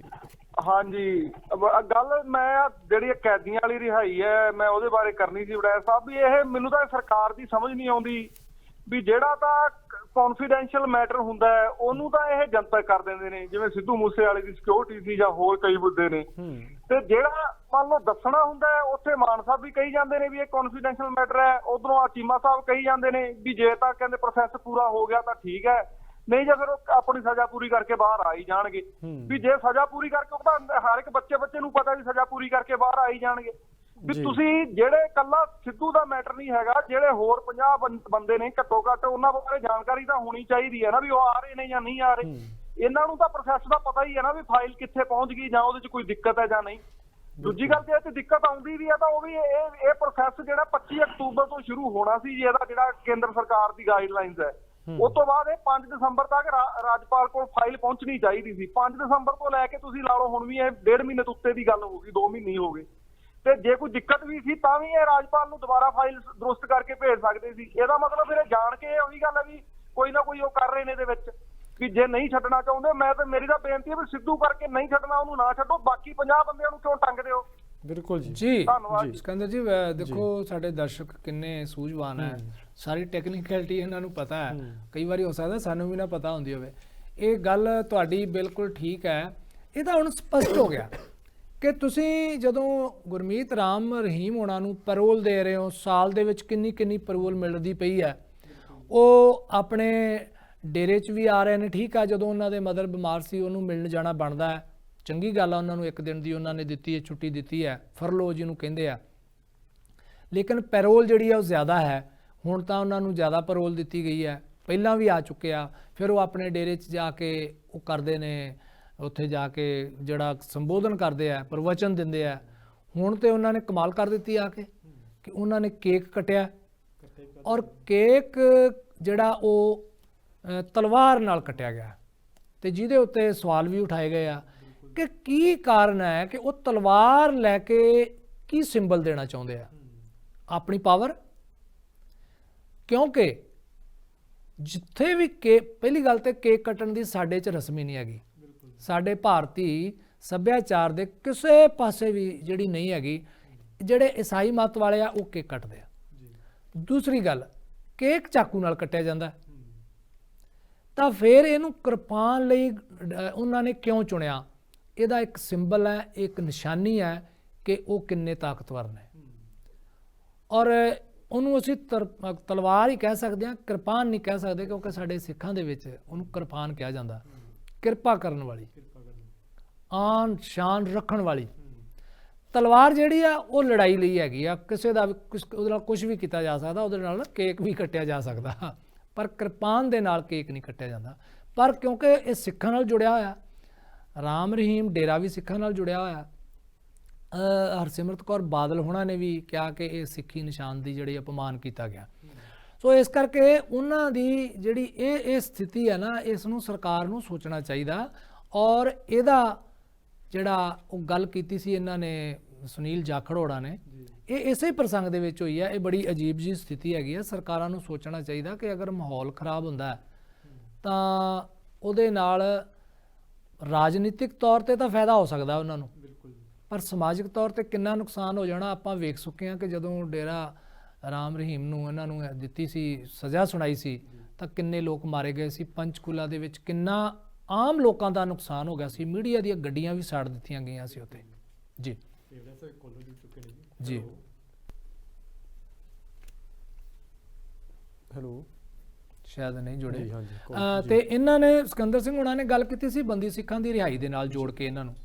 ਸੋ ਬੰਦੀ ਸਿੱਖ ਤਾਂ ਜਿਹੜੇ ਨੇ ਉਹ ਬਹੁਤੇ ਬੰਦੀ ਸਿੱਖ ਆਪਣੀਆਂ ਸਜ਼ਾਵਾਂ ਪੂਰੀਆਂ ਕਰ ਚੁੱਕੇ ਹੋਏ ਆ, ਉਹ ਵੱਧ ਜੇਲ੍ਹਾਂ ਦੇ ਵਿੱਚ ਰਹਿ ਰਹੇ ਨੇ। ਉਹਨਾਂ ਦਾ ਮਨੁੱਖੀ ਅਧਿਕਾਰ ਜਿਹੜੇ ਆ ਉਹਨਾਂ ਦੀ ਵੀ ਉਲੰਘਣਾ ਹੋ ਰਹੀ ਹੈ, ਕਾਨੂੰਨ ਦੀ ਵੀ ਉਲੰਘਣਾ ਆ ਰਹੀ ਹੈ, ਔਰ ਇਹਨੂੰ ਰਾਜਨੀਤੀ ਕੀਤੀ ਜਾ ਰਹੀ ਹੈ। ਇਹ ਪਤਾ ਲੱਗਿਆ ਇਸ ਕਿਸਮ ਦੀਆਂ ਕਨਸੂਆਂ ਆਉਣੀਆਂ ਸ਼ੁਰੂ ਹੋ ਗਈਆਂ ਨੇ ਕਿ 2024 ਦੇ ਨੇੜੇ ਤੇੜੇ ਜਾ ਕੇ ਜਦੋਂ ਲੋਕ ਸਭਾ ਦੀਆਂ ਚੋਣਾਂ ਹੋਣੀਆਂ ਨੇ ਤਾਂ ਕੇਂਦਰ ਸਰਕਾਰ, ਕਿਉਂਕਿ ਉਹ ਆਪਣਾ ਪੈਂਤੜੇ ਬਦਲ ਰਹੀ ਹੈ। ਜਿਵੇਂ ਪਾਣੀ ਬਾਰੇ ਵੀ ਇਹਨਾਂ ਨੇ, ਬੀਜੇਪੀ ਨੇ ਕਹਿਤਾ ਕਿ ਪਾਣੀ ਨਹੀਂ ਦੇਣਾ ਅਸੀਂ ਪੰਜਾਬ ਦਾ, ਸਾਡੇ ਕੋਲੇ ਵੱਧ ਕੋਈ ਨਹੀਂ। ਸਿੱਖਾਂ ਨੂੰ ਭਾਜਪਾ ਨੇੜੇ ਲਾ ਰਹੀ ਹੈ, ਔਰ ਉਹਨਾਂ ਨੇ ਤਾਂ ਇਹ ਵੀ ਗੱਲ ਕਹਿ ਦਿੱਤੀ ਕਿ ਸਾਡੇ ਜਿਹੜੇ ਵਰਕਰ ਹੈ ਬੀਜੇਪੀ, ਉਹਨਾਂ ਨੂੰ ਸਿੱਖਾਂ ਦਾ ਖਾਸ ਖਿਆਲ ਰੱਖਣਾ ਚਾਹੀਦਾ। ਹੁਣ ਖਾਸ ਦੇ ਉੱਤੇ ਕਿਤੇ ਇਨਵਰਟਡ ਕੋਮਾ ਤਾਂ ਨਹੀਂ ਪਾ ਦਿੱਤੇ ਉਹਨਾਂ ਨੇ। ਹਾਂਜੀ। ਔਰ ਅੱਜ ਤੁਸੀਂ ਵੇਖਿਆ ਕਿ ਗਜਿੰਦਰ ਸ਼ੇਖਾਵਤ ਜੀ ਵੀ ਆ ਗਏ ਮਿਲਣ ਵਾਸਤੇ, ਹੋਰ ਵੀ ਬੜੀਆਂ। ਚਲੋ ਅਸੀਂ ਸਮਝਦੇ ਹਾਂ ਅਗਰ ਇਹਦੀ ਫੇਸ ਵੈਲਿਊ ਲਈ ਜਾਵੇ ਇਹਨਾਂ ਗੱਲਾਂ ਦੀ ਕਿ ਸਿੱਖਾਂ ਪ੍ਰਤੀ ਜਿਹੜਾ ਉਹ ਪਿਆਰ ਵੱਧ ਰਿਹਾ, ਤੇ ਇਹ ਬੜੀ ਚੰਗੀ ਗੱਲ ਹੈ। ਪਰ ਅਗਰ ਇਹਦੇ ਪਿੱਛੇ ਕੁਝ ਹੋਰ ਚਾਲ ਹੈ ਤਾਂ ਇਹ ਬੜੀ ਖਤਰਨਾਕ ਗੱਲ ਹੈ। ਲੋਕਾਂ ਦੇ ਨਾਲ ਜਿਹੜਾ ਉਹ ਧੋਖਾ ਹੋਏਗਾ। ਜੋ ਤੁਸੀਂ ਕਰਦੇ ਹੋ ਉਹ ਹੋਣਾ ਵੀ ਚਾਹੀਦਾ ਹੈਗਾ। ਇਹਨਾਂ ਨੇ ਨਵਜੋਤ ਸਿੱਧੂ ਦੀ ਗੱਲ ਕੀਤੀ ਹੈ ਤੇ ਆਪਾਂ ਕਰ ਹੀ ਲਈਏ ਵੀ। ਬਿਲਕੁਲ ਜੀ। ਨਵਜੋਤ ਸਿੱਧੂ ਹੋਣਾ ਦੀ ਰਿਹਾਈ ਬਾਰੇ ਗੱਲ ਬੜੇ ਦਿਨਾਂ ਤੋਂ ਚੱਲਦੀ ਆ ਰਹੀ ਹੈ, ਪਰ ਹਾਲੇ ਤੱਕ ਬਿਲਕੁਲ ਸਪਸ਼ਟ ਨਹੀਂ ਹੋਇਆ। ਪਰ ਸਾਨੂੰ ਜਿਹੜੀ ਗੱਲ ਲੱਗਦੀ ਹੈ ਉਹ ਕਿ ਉਹਨਾਂ ਦੀ ਹਾਲੇ ਰਿਹਾਈ ਨਹੀਂ ਹੋ ਸਕਦੀ, ਕਿਉਂਕਿ ਸਰਕਾਰ ਨੇ ਹਾਲੇ ਅਨਾਉਂਸ ਹੀ ਨਹੀਂ ਕੀਤਾ। ਅੱਜ ਕਰ ਦੇਵੇ, ਸਾਡੇ ਪ੍ਰੋਗਰਾਮ ਚੱਲਦਿਆਂ ਹੋ ਗਈ ਆ ਜਾਵੇ ਖਬਰ, ਤੇ ਵੱਖਰੀ ਗੱਲ ਹੈ, ਪਰ ਸਰਕਾਰ ਨੇ ਹਾਲੇ ਅਨਾਉਂਸ ਨਹੀਂ ਕੀਤਾ, ਕਿਉਂਕਿ ਫਾਈਲ ਜਿਹੜੀ ਆ ਉਹ ਚਲੀ ਗਈ ਭਗਵੰਤ ਮਾਨ ਹੋਣਾ ਕੋਲੇ। ਕੀ ਭਗਵੰਤ ਮਾਨ ਹੋਣੀ ਉੱਤੇ ਅੱਜ ਫੈਸਲਾ ਲੈਣਗੇ, ਕਿਉਂਕਿ ਉਹਨਾਂ ਨੇ ਅੱਜ ਸ਼ਾਮ ਤੱਕ ਉਹਨਾਂ ਦਾ ਹਰ ਹਾਲਤ ਵਿੱਚ ਬਠਿੰਡੇ ਪਹੁੰਚਣਾ ਜ਼ਰੂਰੀ ਹੈ, ਕਿਉਂਕਿ ਇਹ ਦੋ ਫੰਕਸ਼ਨਾਂ ਦੇ ਉੱਤੇ ਜਿਹੜੇ ਵਿਅਕਤੀ ਨੇ, ਜਿਹੜੇ VIP ਨੇ, ਮੰਤਰੀ ਨੇ, ਝੰਡਾ ਫਹਿਰਾਉਣਾ ਹੁੰਦਾ ਅਗਲੇ ਦਿਨ 15 ਅਗਸਤ ਨੂੰ ਤੇ 26 ਜਨਵਰੀ ਨੂੰ। ਉਹਦਾ ਪ੍ਰੋਟੋਕੋਲ ਦੇ ਅਨੁਸਾਰ ਇੱਕ ਦਿਨ ਪਹਿਲਾਂ ਉਸ ਸਟੇਸ਼ਨ ਤੇ ਪਹੁੰਚਣਾ ਹੁੰਦਾ ਹੈ, ਕਿਉਂਕਿ ਅਗਲੇ ਦਿਨ ਬਹੁਤ ਸਾਰੀਆਂ ਸਮੱਸਿਆਵਾਂ ਆ ਸਕਦੀਆਂ ਨੇ। ਮੀਂਹ ਹੋ ਸਕਦਾ ਹੈ, ਟ੍ਰੈਫਿਕ ਦੀ ਪ੍ਰੋਬਲਮ ਹੋ ਸਕਦੀ, ਕੋਈ ਵੀ ਸਮੱਸਿਆ ਹੋ ਸਕਦੀ ਹੈ। ਸੋ ਸ਼ਾਮ ਤੱਕ ਪਹੁੰਚਣਗੇ। ਕੀ ਉਹ ਅੱਜ ਫੈਸਲਾ ਲੈਣਗੇ? ਜੇ ਅੱਜ ਲੈਣਗੇ ਤੇ ਕੱਲ ਨੂੰ ਰਿਹਾਈ ਸੰਭਵ ਨਹੀਂ ਹੈਗੀ, ਕਿਉਂਕਿ ਕੱਲ ਨੂੰ ਛੁੱਟੀ ਹੈ, ਸਾਰੇ ਬਿਜ਼ੀ ਹੋਣਗੇ। ਪ੍ਰੋਸੀਜਰ ਹੁੰਦਾ ਹੈ, ਉਸ ਤੋਂ ਬਾਅਦ ਫਾਈਲਾਂ ਚੱਲਦੀਆਂ ਜੀ। ਤੇ ਵੈਸੇ ਕੋਲਰ ਜੁੜ ਚੁੱਕੇ ਨੇ ਜੀ। ਹੈਲੋ ਬੜਾ ਸਾਹਿਬ, ਸਤਿ ਸ਼੍ਰੀ ਅਕਾਲ ਜੀ। ਸਤਿ ਸ਼੍ਰੀ ਅਕਾਲ ਜੀ। ਮੈਂ ਜੀ ਹਰਮੇਸ਼ ਸਿੰਘ ਜੀ ਚੱਕਾ ਜੀ, ਸਾਰੇ ਨੇੜੇ ਬੰਗਾ ਤੋਂ ਬੋਲ ਰਿਹਾ ਜੀ ਰਮੇਸ਼ ਜੀ, ਬੰਗੇ ਤੋਂ ਜੀ। ਮੇਰਾ ਇਹ ਸਵਾਲ ਹੈ ਬਈ ਜਦੋਂ ਕੋਟਕਪੂਰੇ ਗੋਲੀकांड ਹੋਇਆ ਜੀ, ਉਹ 'ਚ FIR ਲਿਖੀ ਆ ਅਣਪਛਾਤੀ ਪੁਲਿਸ। ਜੀ ਤੇ ਤੁਹਾਡੀ ਉਮਰ ਦੇ ਵਿੱਚ ਤੁਸੀਂ ਕੋਈ ਏਦਾਂ ਦਾ ਮੌਕਾ ਦੇਖਿਆ? ਮੇਰਾ ਖਿਆਲ ਵੀ ਇਹ ਪਹਿਲੀ ਵਾਰ ਹੋਊਗਾ। ਇਹ ਮੈਂ ਕਹਿੰਦਾ ਵੀ ਜਿੰਨੀ ਜੀ ਬੁੱਕ ਉਹ ਵਰਲਡ ਰਿਕਾਰਡ ਦੇ ਵਿੱਚ ਲਿਖਣਾ ਚਾਹੀਦਾ ਇਸ ਗੱਲ ਨੂੰ। ਜੀ ਦੱਸੋ ਜੀ, ਚਾਨਣਾ ਪਾਓ। ਜੀ ਜੀ ਇਸ ਗੱਲ ਦੇ ਉੱਤੇ ਰਮੇਸ਼ ਜੀ ਬਹੁਤ ਚਰਚਾ ਹੋਈ ਆ ਕਿ ਉਹ ਜਿਹੜੀਆਂ FIR ਦੀਆਂ ਭਾਸ਼ਾ ਹੈ ਜਿਹੜੀ, ਉਹਨੂੰ ਵੀ ਇਸ ਢੰਗ ਨਾਲ ਲਿਖਿਆ ਗਿਆ ਕਿ ਕੋਰਟ ਵਿੱਚ ਜਾ ਕੇ ਉਹ ਸਭ ਕੁਝ ਵੀਕ ਹੋ ਜਾਂਦਾ। ਹੁਣ ਅਣਪਛਾਤੀ ਪੁਲਿਸ ਕਿਵੇਂ ਹੋ ਸਕਦੀ ਹੈ?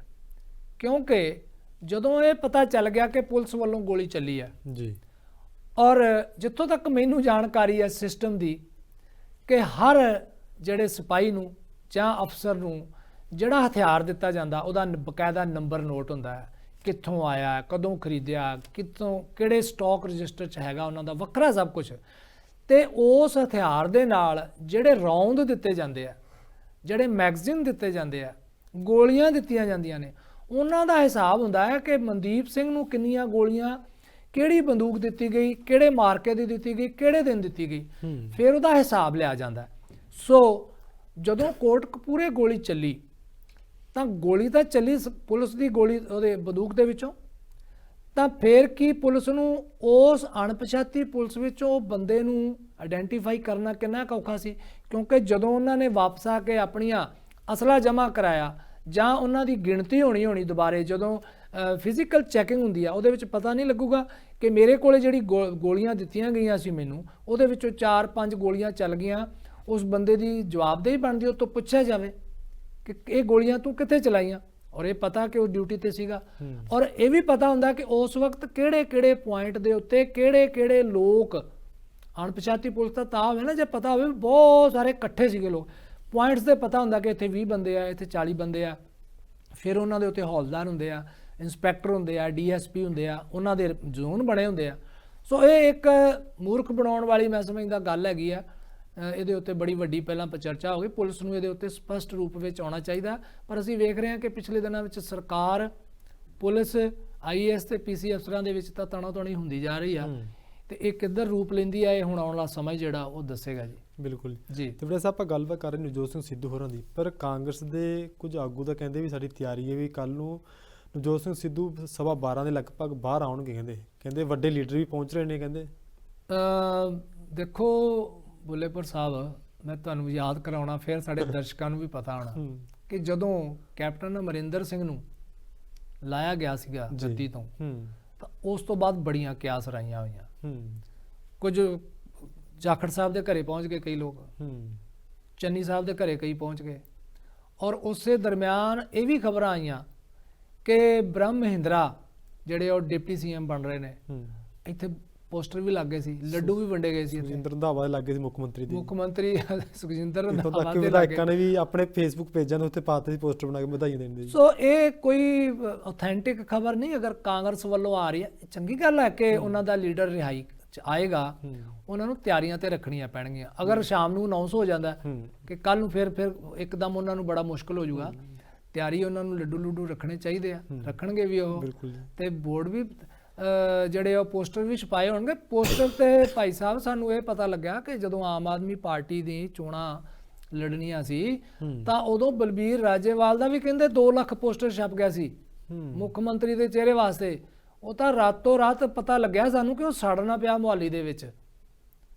ਪੋਸਟਰ ਤਾਂ ਬਹੁਤ ਛਪ ਜਾਂਦੇ ਆ, ਲੇਕਿਨ ਅਸਲੀਅਤ ਜਦੋਂ ਤੁਹਾਡੇ ਸਾਹਮਣੇ ਆਉਂਦੀ ਹੈ ਤਾਂ ਉਸ ਵਕਤ ਪਤਾ ਲੱਗਦਾ ਹੈ ਕਿ ਕੀ ਹੈ, ਕਿਉਂਕਿ ਕਿਆਸ ਰਾਈਆਂ ਬੜੀਆਂ, ਕਿਆਸ ਰਾਈਆਂ ਦੇ ਨਾਲ ਸਰਕਾਰਾਂ ਜਿਹੜੀਆਂ ਉਹ ਨਹੀਂ ਚੱਲਦੀਆਂ ਜੀ। ਤੇ ਵੀਰਾ ਸਾਹਿਬ ਕੋਲਰ ਜੁੜ ਚੁੱਕੇ ਨੇ ਜੀ। ਹੈਲੋ ਜੀ, ਸਤਿ ਸ਼੍ਰੀ ਅਕਾਲ ਜੀ। ਸਤਿ ਸ਼੍ਰੀ ਅਕਾਲ ਸਰ, ਮੈਂ ਸੁਖਿੰਦਰ ਸਿੰਘ ਬੋਲ ਰਿਹਾ ਕਪੂਰਥਲਾ ਤੋਂ ਜੀ। ਤੇ ਸਰ, ਜਿਹੜੀ ਇਹ ਗੱਲ ਚੱਲ ਰਹੀ ਹੈ ਇਸ ਟਾਈਮ ਵੀ ਪੁਲਿਸ ਜਿਹੜੀ ਅਣਪਛਾਤੀ, ਉਹ ਮਤਲਬ ਜਾਂ ਤੇ ਉਹ ਪਾਕਿਸਤਾਨ ਦੀ ਹੋ ਸਕਦੀ ਜਾਂ ਬੰਗਲਾਦੇਸ਼ ਦੀ ਹੋ ਸਕਦੀ ਹੈ, ਉਹ ਪਾਸੇ ਦੀ ਹੋ ਸਕਦੀ, ਕਿਉਂਕਿ ਬਾਬਲਾਂ ਤੇ ਪਤਾ ਹੀ ਨਹੀਂ ਸੀਗਾ ਕਿ ਉੱਥੇ ਪੁਲਿਸ ਵੀ ਹੈਗੀ ਹੈ। ਜੀ ਜੀ। ਇਹਨਾਂ ਦੋਨਾਂ ਨੂੰ ਪਿਓ ਪੁੱਤਰ ਨਾਲ ਲਿਆ ਕੇ ਤੇ ਲੰਮੇ ਪਾ ਲਓ, 10 ਮਿੰਟਾਂ ਹੀ ਨਾ ਬਗੇ ਤੇ ਫਿਰ ਸਭ ਕੁਝ ਬਰਾਬਰ ਹੋ ਜਾਣਾ।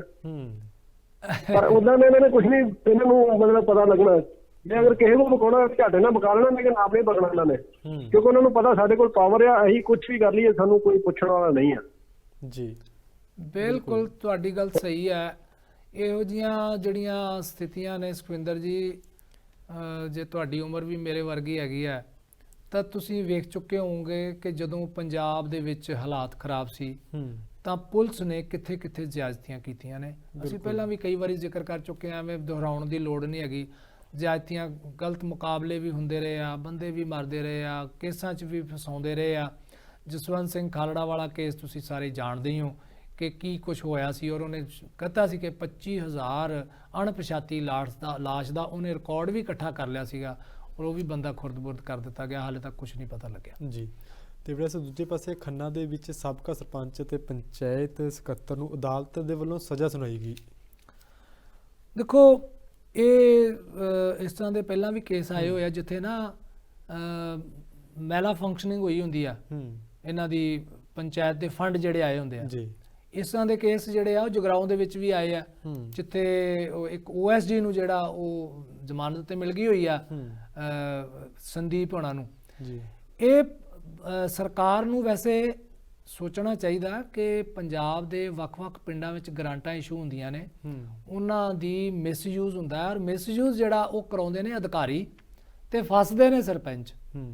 ਇਹ ਗੱਲ ਨਹੀਂ ਹੈਗੀ ਕਿ ਸਾਰੇ ਜਿਹੜੇ ਆ ਉਹ ਦੁੱਧ ਧੋਤੇ ਹੁੰਦੇ ਆ। ਬਿਲਕੁਲ ਜੀ, ਬਿਲਕੁਲ। ਪਰ ਬਹੁਤ ਸਮੇਂ ਥਾਵਾਂ ਤੇ ਜਿੱਥੇ ਅਨਪੜ੍ਹ ਸਰਪੰਚ ਹੁੰਦੇ ਨੇ, ਮੈਂਬਰ ਪੰਚਾਇਤ ਹੁੰਦੇ ਨੇ, ਉਹਨਾਂ ਤੋਂ ਦਸਤਖਤ ਕਰਾ ਲਏ ਜਾਂਦੇ ਨੇ, ਮਤੇ ਪਵਾ ਲਏ ਜਾਂਦੇ ਨੇ। ਸੋ ਸਜ਼ਾ ਜੇਕਰ ਤੁਸੀਂ, ਕਿਉਂਕਿ ਅਦਾਲਤ ਨੇ ਸਜ਼ਾ ਦਿੱਤੀ ਹੈ ਤੇ ਬਿਲਕੁਲ ਠੀਕ ਦਿੱਤੀ, ਉਹਨਾਂ ਕੋਲੇ ਅਪੀਲ ਕਰਨ ਦੇ ਜਿਹੜੇ ਅਧਿਕਾਰ ਹੈਗੇ ਅੱਗੇ ਕਰਨਗੇ ਉਹ। ਪਰ ਸਰਕਾਰਾਂ ਨੂੰ ਸਿਸਟਮ ਨੂੰ ਦਰੁਸਤ ਕਰਨਾ ਚਾਹੀਦਾ ਹੈ ਕਿ ਜਿੱਥੇ, ਕਿਉਂਕਿ ਲੋਕ ਆਪਣੇ ਪੰਚ ਸਰਪੰਚ ਚੁਣਦੇ ਆ, ਉਹਨਾਂ ਨੂੰ ਰਾਜਨੀਤੀ ਤੌਰ ਦੇ ਉੱਤੇ, ਅਧਿਕਾਰਤ ਤੌਰ ਦੇ ਉੱਤੇ ਮਿਸਯੂਜ਼ ਕਰ ਲਿਆ ਜਾਂਦਾ ਹੈ ਤੇ ਫਸ ਹੋ ਜਾਂਦੇ ਆ। ਸਾਡੇ ਕੋਲੇ ਬਹੁਤ ਸਾਰੀਆਂ ਉਦਾਹਰਨਾਂ ਹੋਣਗੀਆਂ ਪੰਚਾਂ ਸਰਪੰਚਾਂ ਦੀਆਂ ਜਿੱਥੇ ਉਹ ਕਹਿੰਦੇ ਜੀ ਅਸੀਂ ਤੇ ਪੈਸਾ ਖਰਚਿਆ ਤੱਕ ਨਹੀਂ, ਸਾਡੇ ਨਾਂ ਤੇ ਪੈਸਾ ਕਟਾ ਲਿਆ ਗਿਆ, ਕਿਉਂਕਿ ਖਾਲੀ ਚੱਕਾਂ ਤੇ ਜਿਹੜੇ ਸਾਈਨ ਕਰਾ ਲਏ ਜਾਂਦੇ ਆ। ਸੋ ਇਹ ਸਿਸਟਮ ਨੂੰ ਸੁਧਾਰਨ ਦੀ ਬਹੁਤ ਵੱਡੀ ਲੋੜ ਹੈ। ਸਾਡਾ ਬਹੁਤ ਸਾਰਾ ਪੈਸਾ ਜਿਹੜਾ ਉਹ ਇਸੇ ਤਰ੍ਹਾਂ ਹੀ ਜਿਹੜਾ ਉਹ ਅਜਾਈ ਹੋ ਜਾਂਦਾ ਹੈ, ਸਹੀ ਥਾਂ ਤੇ ਲੱਗਦਾ ਨਹੀਂ, ਅਫਸਰਾਂ ਦੀਆਂ ਜੇਬਾਂ 'ਚ ਚਲਿਆ ਜਾਂਦਾ ਹੈ, ਰਾਜਨੀਤਿਕ ਲੀਡਰਾਂ ਦੀਆਂ ਜੇਬਾਂ 'ਚ ਜਿਹੜਾ ਉਹ ਚਲਿਆ ਜਾਂਦਾ ਹੈ। ਜੀ। ਤੇ ਵੜਿਆ ਸਾਹਿਬ, ਜੇਕਰ ਗੱਲ ਜਲੰਧਰ ਜਿਮਨੀ ਚੋਣ ਦੀ ਕਰ ਲਈ, ਕਹਿੰਦੇ ਨੇ ਸੁਖਬੀਰ ਸਿੰਘ ਬਾਦਲ ਹੋਰੀ ਜਿਹੜੇ ਰੁੱਸੇ ਹੋਏ ਨੇ ਉਹਨੂੰ ਮਨਾਉਣ 'ਚ ਲੱਗੇ ਹੋਏ ਨੇ ਜੀ।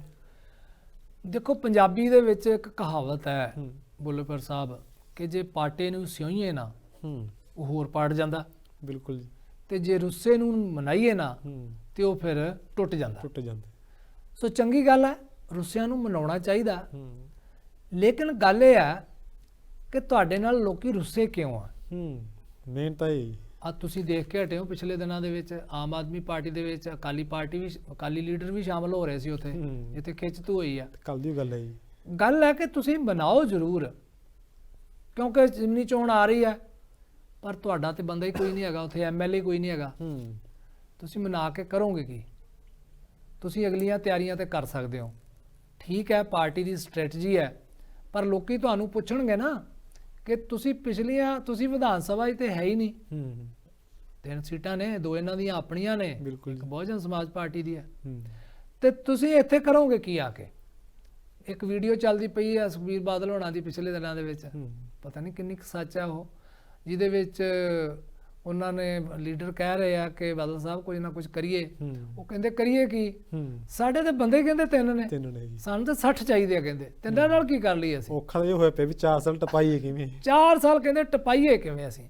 ਸੋ ਪੋਲੀਟੀਕਲ ਪਾਰਟੀ ਜਿਹੜੀ ਹੁੰਦੀ ਹੈ ਉਹ ਜਦੋਂ ਸੱਤਾ ਚੋਂ ਬਾਹਰ ਹੋ ਜਾਂਦੀ ਹੈ ਨਾ, ਫਿਰ ਉਹਦੀ ਕੋਸ਼ਿਸ਼ ਪਤਾ ਕੀ ਹੁੰਦੀ ਆ ਕਿ ਉਹ ਅਗਲੇ 5 ਸਾਲ ਆਪਣੀ ਹੋਂਦ ਮੀਡੀਆ ਦੇ ਵਿੱਚ, ਲੋਕਾਂ ਦੇ ਵਿੱਚ ਬਣਾ ਕੇ ਰੱਖੇ। ਜੇ ਉਹ ਚੁੱਪ ਕਰ ਜਾਣ, ਲੋਕਾਂ ਨੇ ਬਿਲਕੁਲ ਭੁੱਲ ਜਾਣਾ ਹੁੰਦਾ।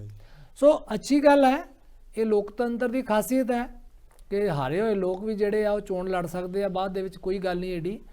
ਇਹ ਮਨਾ ਰਹੇ ਆ, ਔਰ ਇਹ ਵੀ ਖਬਰ ਨਿਕਲ ਕੇ ਆ ਰਹੀ ਹੈ ਕਿ ਜਿਹੜੀ ਆ BSP ਸੁਪਰੀਮੋ ਭੈਣ ਮਾਇਆਵਤੀ ਨੂੰ ਕਹਿੰਦੇ ਚੋਣ ਲੜਾਉਣਗੇ। ਮੈਨੂੰ ਨਹੀਂ ਲੱਗਦਾ ਕਿ ਮਾਇਆਵਤੀ ਜੀ ਪੰਜਾਬ ਚੋਂ ਆ ਕੇ ਚੋਣ ਲੜਨਗੇ, ਕਿਉਂਕਿ ਉਹਨਾਂ ਦਾ ਨਿਸ਼ਾਨਾ ਤਾਂ ਜਿਹੜਾ ਉਹ UP ਹੈ ਜਾਂ ਕੇਂਦਰ ਵਿੱਚ ਹੈਗਾ। ਬਿਲਕੁਲ ਜੀ। ਤੇ ਉਹ ਹੁਣ ਮੈਨੂੰ ਨਹੀਂ ਲੱਗਦਾ, ਕਿਉਂਕਿ ਨਾਲੇ ਦੂਸਰੀ ਗੱਲ ਇੱਕ ਹੋਰ ਵੀ ਹੈ ਕਿ ਸਮਾਂ ਤੇ ਰਹਿ ਗਿਆ ਸਾਰੇ 10-11 ਮਹੀਨੇ, ਚੋਣ ਹਾਲੇ ਕਦੋਂ ਹੋਣੀ ਆ? ਬਿਲਕੁਲ ਇਹ ਵੀ ਡਿਪੈਂਡ ਕਰਦਾ, ਅਗਲੇ 2 ਮਹੀਨਿਆਂ 'ਚ ਹੁੰਦੀ, 3 ਮਹੀਨੇ 6 ਮਹੀਨਿਆਂ ਤੋਂ ਪਹਿਲਾਂ ਹੋਣੀ ਹੁੰਦੀ ਆ, ਜਦੋਂ ਸੀਟ ਖਾਲੀ ਹੁੰਦੀ ਆ। ਸੋ ਚੋਣ ਕਮਿਸ਼ਨ ਕਦੋਂ ਫੈਸਲਾ ਕਰਦਾ, ਫਿਰ ਉਹ 6 ਮਹੀਨਿਆਂ ਲਈ ਮੈਂਬਰ ਪਾਰਲੀਮੈਂਟ ਕਿਉਂ ਬਣਨਗੇ? ਉਹ ਕਿਸੇ ਨੂੰ ਹੋਰ ਕੋਈ ਆਪਣਾ ਜਿਹੜਾ ਹੁੰਦਾ ਨਾ, ਉਹ ਤੁਹਾਨੂੰ ਯਾਦ ਹੋਣਾ ਜਦੋਂ ਰਾਮ ਜੀ ਗਏ ਸੀਗੇ ਜੀ ਉਹਦੇ ਉੱਤੇ, ਜਦੋਂ ਉਹਨਾਂ ਨੂੰ 14 ਸਾਲ ਦਾ ਬਨਵਾਸ ਦਿੱਤਾ ਸੀ, ਤਾਂ ਉਹ ਫਿਰ ਉਹਨਾਂ ਨੇ ਭਰਤ ਨੂੰ ਦਿੱਤਾ ਸੀਗਾ ਤੇ ਉਹ ਕਹਿੰਦੇ ਵੀ ਮੈਂ ਨਹੀਂ ਬਹਿ ਸਕਦਾ, ਉਹਨਾਂ ਨੇ ਫਿਰ ਆਪਣੀਆਂ ਖੜਾਵਾਂ ਰੱਖਤੀਆਂ ਸੀ ਉੱਥੇ। ਜੀ ਸੋ ਇਹ ਕਿਸੇ ਨੂੰ ਹੋਰ ਉੱਥੇ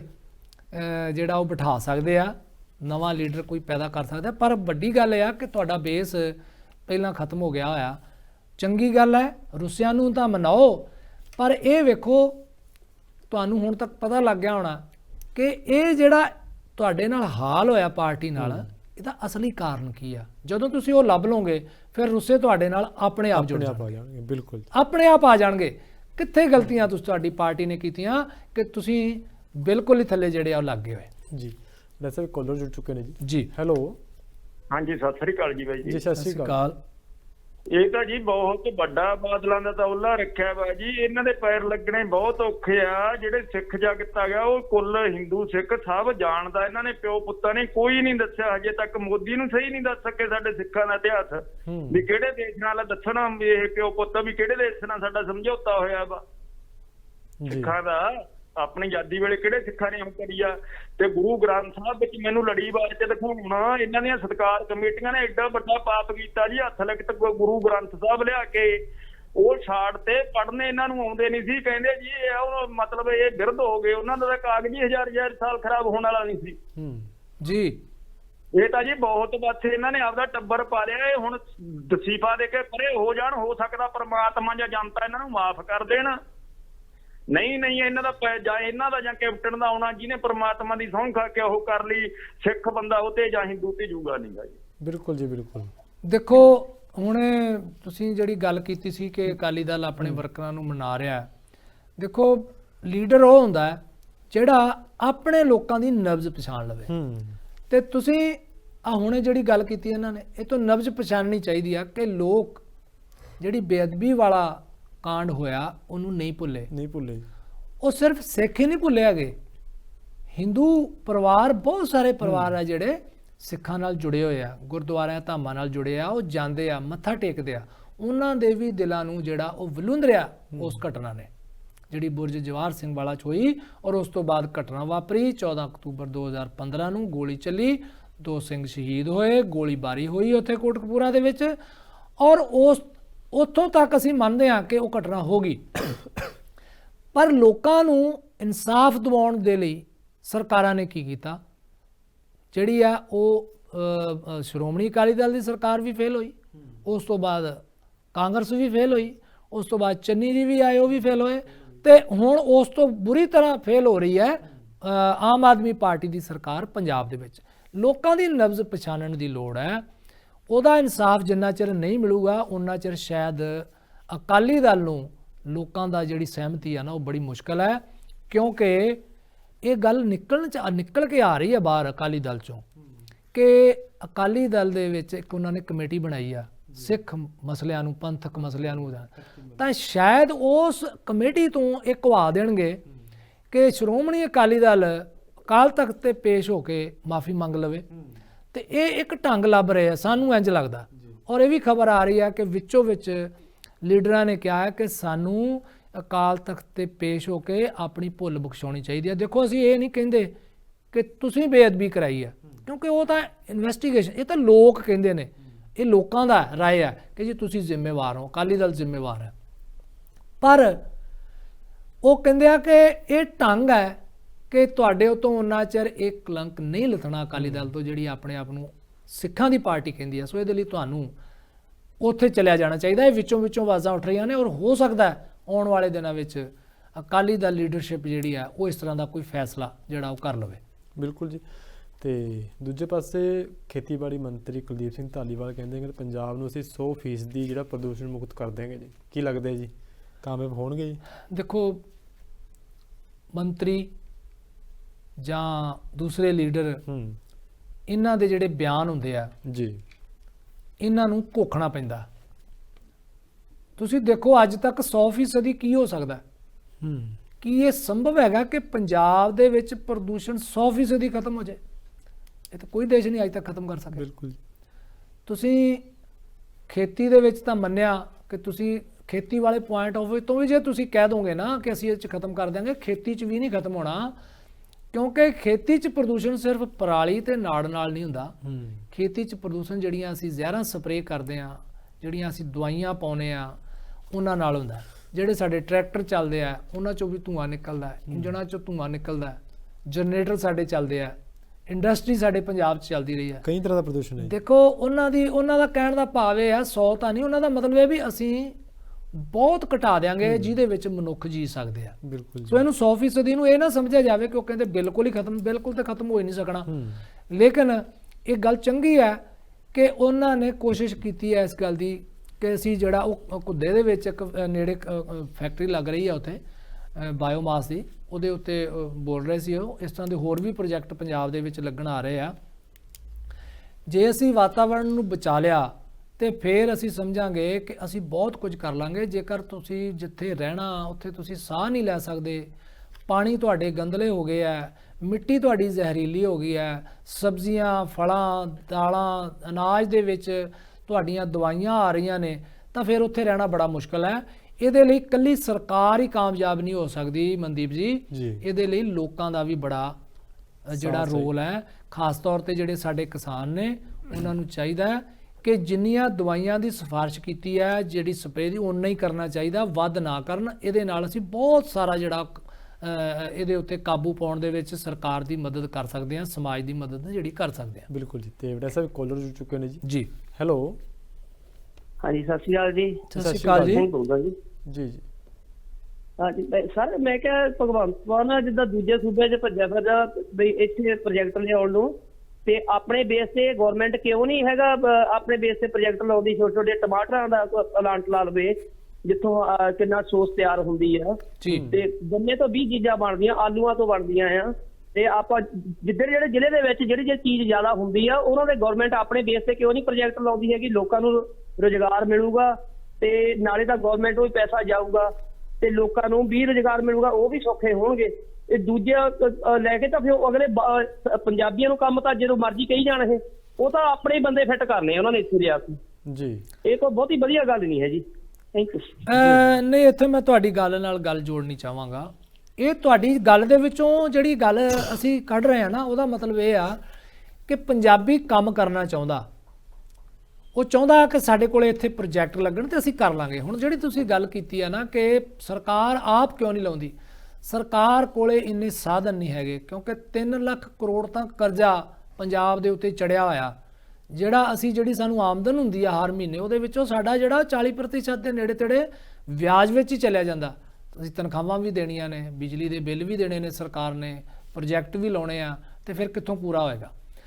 ਇਸ ਕਰਕੇ ਸਾਡੇ ਸਾਰੀਆਂ ਸਰਕਾਰਾਂ ਨੇ ਜਿਹੜੀਆਂ, ਇਕੱਲੇ ਭਗਵੰਤ ਮਾਨ ਸਾਡੇ ਮੁੱਖ ਮੰਤਰੀ ਨਹੀਂ, ਬਾਕੀ ਸਰਕਾਰਾਂ ਵੀ ਜਿਹੜੀਆਂ ਨੇ ਉਹ ਦੂਸਰੇ ਸਟੇਟਾਂ ਦੇ ਵਿੱਚ ਜਾਂਦੀਆਂ ਨੇ ਜਿੱਥੇ ਵੱਡੇ ਵੱਡੇ ਇੰਡਸਟਰੀਲਿਸਟ ਹੁੰਦੇ ਆ, ਉਹਨਾਂ ਨੂੰ ਉਹ ਅਟਰੈਕਟ ਕਰਦੇ ਕਿ ਆਓ, ਕਿਉਂਕਿ ਕੋਈ ਵੀ ਸੂਬਾ ਆਪਣੇ ਸੋਰਸਿਸ ਦੇ ਉੱਤੇ ਕੋਈ ਵੱਡਾ ਪ੍ਰੋਜੈਕਟ ਨਹੀਂ ਲਾ ਸਕਦਾ। ਸਾਡੇ ਉੱਤੇ ਕਰਜ਼ਾ ਬੜਾ ਹੈਗਾ, ਸਾਡੇ ਕੋਲੇ ਸਮੱਸਿਆਵਾਂ ਬੜੀਆਂ ਨੇ ਹੈਗੇ, ਸੋਰਸਿਸ ਨਹੀਂ ਹੈਗੇ। ਤੁਸੀਂ ਦੇਖੋ ਸਾਡੇ ਦੇਸ਼ ਦੇ ਵਿੱਚ ਬਾਹਰਲੇ ਮੁਲਕਾਂ ਤੋਂ ਆ ਕੇ ਬਹੁਤ ਵੱਡੀਆਂ ਕੰਪਨੀਆਂ ਨੇ, ਜਿਵੇਂ ਕਾਰਾਂ ਦੀਆਂ ਕੰਪਨੀਆਂ ਨੇ, ਟਰੈਕਟਰਾਂ ਦੀਆਂ ਕੰਪਨੀਆਂ ਨੇ, ਖਾਦਾਂ ਵਾਲੀਆਂ ਕੰਪਨੀਆਂ ਨੇ, ਕੱਪੜੇ ਵਾਲੀਆਂ ਨੇ, ਮੋਬਾਈਲ ਕੰਪਨੀਆਂ ਨੇ, ਉਹਨਾਂ ਨੇ ਇੱਥੇ ਆ ਕੇ ਪ੍ਰੋਜੈਕਟ ਲਾਏ, ਇੱਥੋਂ ਦੇ ਲੋਕਾਂ ਨੂੰ ਜਿਹੜਾ ਉਹ ਰੁਜ਼ਗਾਰ ਵੀ ਦਿੱਤਾ, ਉਹ ਚੀਜ਼ਾਂ ਇੱਥੇ ਵੀ ਦਿੱਤੀਆਂ ਔਰ ਇੱਥੋਂ ਬਾਹਰ ਵੀ ਗਈਆਂ। ਤੇ ਉਹਦੇ ਨਾਲ ਫਾਇਦਾ ਕੀ ਹੁੰਦਾ? ਸਰਕਾਰ ਜਿਹੜੀ ਉਹ ਉਹਨਾਂ ਨੂੰ ਟੈਕਸ ਦੇ ਵਿੱਚ ਰਿਆਇਤ ਦੇ ਦਿੰਦੀ ਆ, ਉਹ ਇੱਥੇ ਉਤਪਾਦਨ ਕਰਕੇ ਜਦੋਂ ਚੀਜ਼ਾਂ ਬਾਹਰ ਭੇਜਦੇ ਆ ਤਾਂ ਸਾਨੂੰ ਉਹਦੇ ਉੱਤੇ ਵੀ ਟੈਕਸ ਮਿਲਦਾ, ਸਾਡੇ ਲੋਕਾਂ ਨੂੰ ਰੁਜ਼ਗਾਰ ਮਿਲਦਾ। ਸੋ ਇਹ ਉਹਨਾਂ ਦਾ ਉਪਰਾਲਾ ਵਧੀਆ। ਆਪਾਂ ਨੂੰ ਹਰ ਗੱਲ ਦੇ ਉੱਤੇ ਆਲੋਚਨਾ ਨਹੀਂ ਕਰ ਦੇਣੀ ਚਾਹੀਦੀ ਕਿ ਭਗਵੰਤ ਮਾਨ ਹੁਣੀ ਬਾਹਰ ਗਏ ਹੋਏ ਆ, ਉਹ ਬਾਹਰ ਜਾ ਕੇ ਕਹਿੰਦੇ ਆ, ਉਹ ਆਪਣੇ ਪੰਜਾਬ ਵਾਸਤੇ ਹੀ ਕੰਮ ਕਰ ਰਹੇ ਆ ਔਰ ਅਸੀਂ ਆਸ ਕਰੀਏ ਕਿ ਉਹ ਕਰ ਦੇਣ। ਸਿਰਫ ਜਿਹੜੇ ਆ ਉਹ ਸੰਗਰੂਰ ਵਾਂਗੂ ਜਿਹੜਾ ਉੱਥੇ ਮੈਡੀਕਲ ਕਾਲਜ ਖੋਲ੍ਹਣਾ ਸੀਗਾ ਮਸਤੂਆਣਾ 'ਚ, ਉਹਦੇ ਵਰਗਾ ਨਾ ਹੋ ਜਾਵੇ। ਇਸੇ ਤਰ੍ਹਾਂ ਮਲੇਰਕੋਟਲੇ ਦੀ ਵੀ ਇੱਕ ਸਮੱਸਿਆ ਆ ਰਹੀ, ਉੱਥੇ ਵੀ ਕਾਲਜ ਨਹੀਂ ਖੁੱਲ੍ਹ ਰਿਹਾ, ਮਸਤੂਆਣਾ ਦੀ ਸਮੱਸਿਆ ਆ ਗਈ ਹੈ। ਇਹ ਨਾ ਹੁਣ ਕਿ ਪ੍ਰੋਜੈਕਟ ਅਨਾਊਂਸ ਹੋਣ ਤੇ ਉਹ ਫਿਰ ਅਦਾਲਤੀ ਚੱਕਰਾਂ ਦੇ ਵਿੱਚ ਉਲਝ ਜਾਣ। ਪਹਿਲਾਂ ਹੀ ਸਾਰੀਆਂ ਜ਼ਮੀਨਾਂ ਕਲੀਅਰ ਹੋਣੀਆਂ ਚਾਹੀਦੀਆਂ ਜਿੱਥੇ ਜਿਹੜਾ ਪ੍ਰੋਜੈਕਟ ਲਾਉਣਾ। ਮੱਤੇਵਾੜਾ ਦਾ ਆਪਾਂ ਹਾਲ ਵੇਖ ਹੀ ਚੁੱਕੇ ਹੋਏ ਆ, ਸਾਡੇ ਕੋਲ ਬਹੁਤ ਵੱਡੀ ਇੰਡਸਟਰੀ ਜਿਹੜੀ ਆ ਉਹ ਚਲੀ ਗਈ ਜੀ। ਤੇ ਵੜਾ ਸਾਹਿਬ ਇੱਕ ਕਾਲਰ ਜੁੜ ਚੁੱਕੇ ਨੇ ਜੀ। ਹੈਲੋ। ਹਾਂਜੀ, ਦੋਨੋਂ ਭਰਾਵਾਂ ਨੂੰ ਸਤਿ ਸ੍ਰੀ ਅਕਾਲ ਜੀ। ਕਹਿੰਦਾ ਦੀਪਕ ਭੱਲਾ ਬੰਦਾ ਜੀ। ਜੀ ਸਤਿ ਸ਼੍ਰੀ ਅਕਾਲ ਜੀ। ਜੀ ਪਟਿਆਲੇ ਸ਼ਹਿਰ ਦੇ ਵਿੱਚ ਦੇਖੋ ਅਦਾਲਤ ਬਾਜ਼ਾਰ ਦੇ ਏਰੀਏ ਵਿੱਚ ਕੱਲ 3 ਵਜੇ की ਲਾਈਟ ਨਹੀਂ ਹੈ ਜੀ। ਘਰਾਂ ਦੀ ਲਾਈਟ ਤਾਂ ਇਹਨਾਂ ਨੇ ਜ਼ੀਰੋ ਕਰੀ ਦੀ ਹੈ, ਬਿਜਲੀ ਦਾ ਬਿੱਲ ਜ਼ੀਰੋ, ਔਰ ਬਾਜ਼ਾਰ ਦੇ ਵਿੱਚ ਜਿਹੜੇ ਪੈਸੇ ਦੇ ਰਹੇ ਉਹਨਾਂ ਨੂੰ ਵੀ ਨਹੀਂ ਲਾਈਟ ਦੇ ਰਹੇ ਜੀ। ਜਿਹੜਾ ਬੇਰਾ ਦਿਓ ਜੀ, ਧੰਨਵਾਦ ਜੀ। ਤੁਸੀਂ ਕਿੱਥੇ ਰਹਿੰਦੇ ਹੋ? ਅਸੀਂ ਅਦਾਲਤ ਬਾਜ਼ਾਰ ਰਹਿੰਦੇ ਹਾਂ ਜੀ। ਓਕੇ, ਤੁਹਾਡੇ ਘਰੇ ਵੀ ਲਾਈਟ ਨਹੀਂ ਹੈਗੀ? ਨਹੀਂ ਜੀ, ਕੱਲ 3 ਵਜੇ की ਲਾਈਟ ਗਈ ਦੀ ਹੈ ਜੀ। ਨਹੀਂ, ਦੇਖੋ ਮੈਂ ਤੁਹਾਨੂੰ ਇਹ ਪੁੱਛਣਾ ਚਾਹੁੰਦਾ, ਤੁਸੀਂ ਵੀ ਇਸ ਦੇਸ਼ ਦੇ ਨਾਗਰਿਕ ਹੋ, ਜਾਗਰੂਕ ਨਾਗਰਿਕ ਹੋ, ਸਾਡੇ ਨਾਲ ਗੱਲ ਕਰ ਰਹੇ ਹੋ, ਤੁਹਾਡਾ ਫਰਜ਼ ਬਣਦਾ ਸੀ ਫੋਨ ਕਰਕੇ ਬਿਜਲੀ ਬੋਰਡ ਨੂੰ ਪੁੱਛਦੇ ਕਿ ਕਿਉਂ ਨਹੀਂ ਆ ਰਹੀ। ਉਹ ਕਹਿੰਦੇ ਜੀ, ਕਹਿੰਦਾ ਫਾਲਟ ਪੈ ਗਿਆ ਜੀ। ਇੰਨਾ ਕਿੰਨਾ ਕੁ ਫਾਲਟ ਪੈ ਗਿਆ ਜਿਹੜਾ ਕੱਲ 3 ਵਜੇਗਾ ਨਹੀਂ ਕਹਿੰਦੇ ਕਲੀਅਰ ਹੋਇਆ। ਕੱਲ ਛੁੱਟੀ ਹੈ ਜੀ, ਪਰਸੋਂ ਦੀ ਛੁੱਟੀ ਹੈ ਜੀ। ਦੇਖੋ ਫਿਰ ਕਦ ਤੱਕ ਲਾਈਟ ਨਹੀਂ ਆਏਗੀ। ਜਿਹੜਾ ਮੇਰਾ ਜੀ ਇਹਨਾਂ ਦੀ ਕਲਾਸ ਲਾਈ ਜਾਵੇ ਜੀ। ਦੀਪਕ ਭੱਲਾ ਜੀ, ਤੁਹਾਡੀ ਗੱਲ ਨਾਲ ਬਹੁਤ ਸਹਿਮਤ ਹੋਣਾ ਮੁਸ਼ਕਲ ਹੈ, ਕਿਉਂਕਿ ਕਈ ਵਾਰ ਇਸ ਤਰ੍ਹਾਂ ਦੇ ਫਾਲਟ ਪੈ ਜਾਂਦੇ ਆ, 2-2 ਦਿਨ ਫਾਲਟ ਨਹੀਂ ਨਿਕਲਦੇ, ਫਿਰ ਉਹ ਬਾਈਪਾਸ ਕਰਕੇ ਕਿਤੋਂ ਹੋਰ ਲਾਈਟ ਤੁਹਾਨੂੰ ਦੇਣ ਦਾ ਪ੍ਰਬੰਧ ਕਰਕੇ। ਔਰ ਸ਼ਹਿਰ ਦੇ ਵਿੱਚ ਜੇ ਕਿਤੇ ਵੱਡਾ ਫਾਲਟ ਪੈ ਜੇ ਬੜੀ ਸਮੱਸਿਆ ਆਉਂਦੀ ਆ। ਤੁਹਾਨੂੰ ਦੱਸ ਦਈਏ, ਇੱਕ ਵਾਰ BSNL ਦੀਆਂ ਲਾਈਨਾਂ ਦੇ ਵਿੱਚ ਤ੍ਰਿਪੜੀ ਦੇ ਵਿੱਚ ਬਲਾਸਟ ਹੋ ਗਿਆ, 3 ਦਿਨ ਲਾਈਨਾਂ ਨਹੀਂ ਚੱਲੀਆਂ ਜੀ। ਸੋ ਟੈਕਨੀਕਲ ਫਾਲਟ ਪੈ ਸਕਦਾ ਹੈ। ਤੁਸੀਂ ਕਿਹਾ 2 ਦਿਨ ਛੁੱਟੀਆਂ ਨੇ, ਛੁੱਟੀ ਵਿੱਚ ਵੀ ਬਿਜਲੀ ਵਾਲੇ ਕੰਮ ਕਰਦੇ ਆ। ਕੱਲ ਕਈ ਥਾਵਾਂ ਤੇ ਪਟਿਆਲੇ ਦੇ ਵਿੱਚ ਹੈ ਸੀ, ਪਟਾਕੇ ਪਏ ਸੀਗੇ ਨਾ। ਹਾਂ, ਕੱਲ ਪਟਾਕੇ ਆਪਣੇ ਪੈ ਵੀ ਗਏ ਇੱਥੇ ਸਾਡੇ, ਦਿੱਕਤ- ਆਪਣੇ ਸਟੂਡੀਓ ਦੇ ਵਿੱਚ ਪਟਾਕਾ ਪੈ ਗਿਆ, ਨਾਲ ਦੀ ਨਾਲ ਇੱਥੇ ਟਰਾਂਸਫਾਰਮਰ ਸਾਡੇ ਉੱਡ ਗਏ। ਅਸੀਂ ਬੜੀ ਮੁਸ਼ਕਲ ਕੱਲ ਚਲਾਇਆ।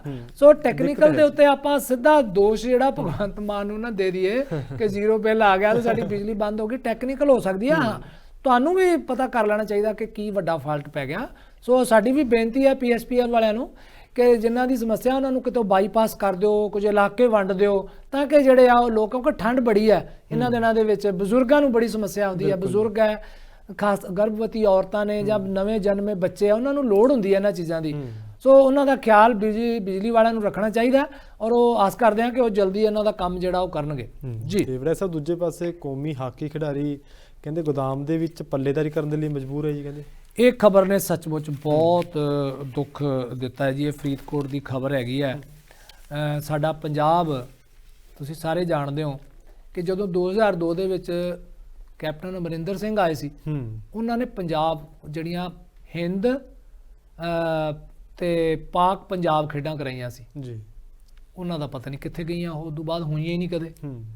ਫਿਰ ਜਦੋਂ ਸੁਖਬੀਰ ਬਾਦਲ ਹੋਣੀ ਆਏ, ਇਹਨਾਂ ਨੇ ਫਿਰ ਵਿਸ਼ਵ ਕਬੱਡੀ ਕੱਪ ਕਰਾਇਆ, ਪਤਾ ਨਹੀਂ ਕਿੱਧਰ ਚਲਿਆ ਗਿਆ ਉਹ। ਹੁਣ ਖੇਡਾਂ ਵਤਨ ਪੰਜਾਬ ਦੀਆਂ ਹੋ ਕੇ ਹਟੀਆਂ ਨੇ, ਹਾਲੇ ਹੁਣੇ ਹੀ ਸਾਰੇ ਜ਼ਿਲ੍ਹਿਆਂ ਦੇ ਵਿੱਚ ਹੋਈਆਂ ਨੇ। ਔਰ ਇਹ ਖਿਡਾਰੀ ਜਿਹੜਾ ਇਹਦਾ ਨਾਂ ਹੈਗਾ ਪਰਮਜੀਤ, ਹਾਂਜੀ, ਇਹ ਖਿਡਾਰੀ ਸਕੂਲ ਤੋਂ ਲੈ ਕੇ ਵੱਡੀ ਉਮਰ ਤੱਕ ਇਹਨੇ ਬਹੁਤ ਸਾਰੇ ਜਿਹੜੇ ਆ ਇਨਾਮ ਜਿੱਤੇ, 골ਡ ਮੈਡਲ ਜਿੱਤੇ ਹੋਏ ਆ। ਬਿਲਕੁਲ ਜੀ। ਔਰ ਇਹਦੀ ਫੋਟੋ ਅੱਜ ਪੰਜਾਬੀ ਟ੍ਰਿਬਿਊਨ ਦੇ ਵਿੱਚ ਲੱਗੀ ਹੋਈ ਹੈ ਕਿ ਉਹ ਜਿਹੜੇ ਆ ਉਹ ਬਾਰਦਾਨਾ ਚੁੱਕੀ ਜਾ ਰਿਹਾ ਹੈ, ਬੋਰੀ ਚੁੱਕੀ ਜਾ ਰਿਹਾ ਹੈ। ਜੇਕਰ ਅਸੀਂ ਇਸ ਤਰ੍ਹਾਂ ਦੇ ਆਪਣੇ ਖਿਡਾਰੀਆਂ ਦੇ ਨਾਲ ਵਿਤਕਰਾ ਕਰਾਂਗੇ, ਉਹਨਾਂ ਨਾਲ ਵਿਹਾਰ ਕਰਾਂਗੇ, ਤੇ ਅਸੀਂ ਕਦੋਂ ਇਹ ਆਸ ਕਰਾਂਗੇ ਕਿ ਓਲੰਪਿਕ 'ਚ ਜਾ ਕੇ, ਕਾਮਨਵੈਲਥ ਵਿੱਚ ਜਾ ਕੇ, ਏਸ਼ੀਅਨ ਗੇਮ ਦੇ ਵਿੱਚ ਜਿਹੜੇ ਆ ਉਹ ਇਨਾਮ ਲੈ ਕੇ ਆਉਣਗੇ। ਲੋਕੀ ਲੈ ਕੇ ਆ ਰਹੇ ਨੇ ਜਿਹੜੇ, ਉਹ ਕਿੰਨੀ ਮੁਸ਼ਕਲ ਨਾਲ ਆ ਰਹੇ ਆ, ਉਹ ਸਾਨੂੰ ਵੀ ਪਤਾ ਕਿਹੜੀਆਂ ਸਥਿਤੀਆਂ ਦੇ ਵਿੱਚੋਂ ਲੰਘਦੇ ਆ, ਉਹਨਾਂ ਦੀ ਟਰਾਇਲਾਂ ਹੁੰਦੀਆਂ ਨੇ ਜਦੋਂ। ਸੋ ਇਸ ਖਿਡਾਰੀ ਨੇ ਇਹਨੇ ਕਿਹਾ ਹੈ ਕਿ ਉਹਨੂੰ ਜਿਹੜਾ ਉਹ ਬਿਜਲੀ ਮਹਿਕਮੇ ਦੇ ਵਿੱਚ ਕਹਿੰਦੇ ਉਹਦੇ ਉੱਤੇ ਰੱਖਿਆ ਹੋਇਆ ਸੀਗਾ ਠੇਕੇ ਦੇ ਉੱਤੇ, ਤੇ ਠੇਕੇ ਮੁਲਾਜ਼ਮਾਂ ਨੇ ਕੱਢ ਦਿੱਤਾ। ਹੁਣ ਇਹ ਵਿਚਾਰਾ ਕਿੱਥੇ ਜਾਵੇ। ਸਰਕਾਰ ਨੂੰ ਇਸ ਵਕਤ ਆਮ ਆਦਮੀ ਪਾਰਟੀ ਦੇ ਕਈ ਸਪੋਰਟਰ ਸੁਣਦੇ ਹੋਣਗੇ ਇਸ ਪ੍ਰੋਗਰਾਮ ਨੂੰ, ਕਈਆਂ ਨੇ ਖਬਰ ਪੜ੍ਹ ਵੀ ਲਈ ਹੋਣੀ ਹੈ।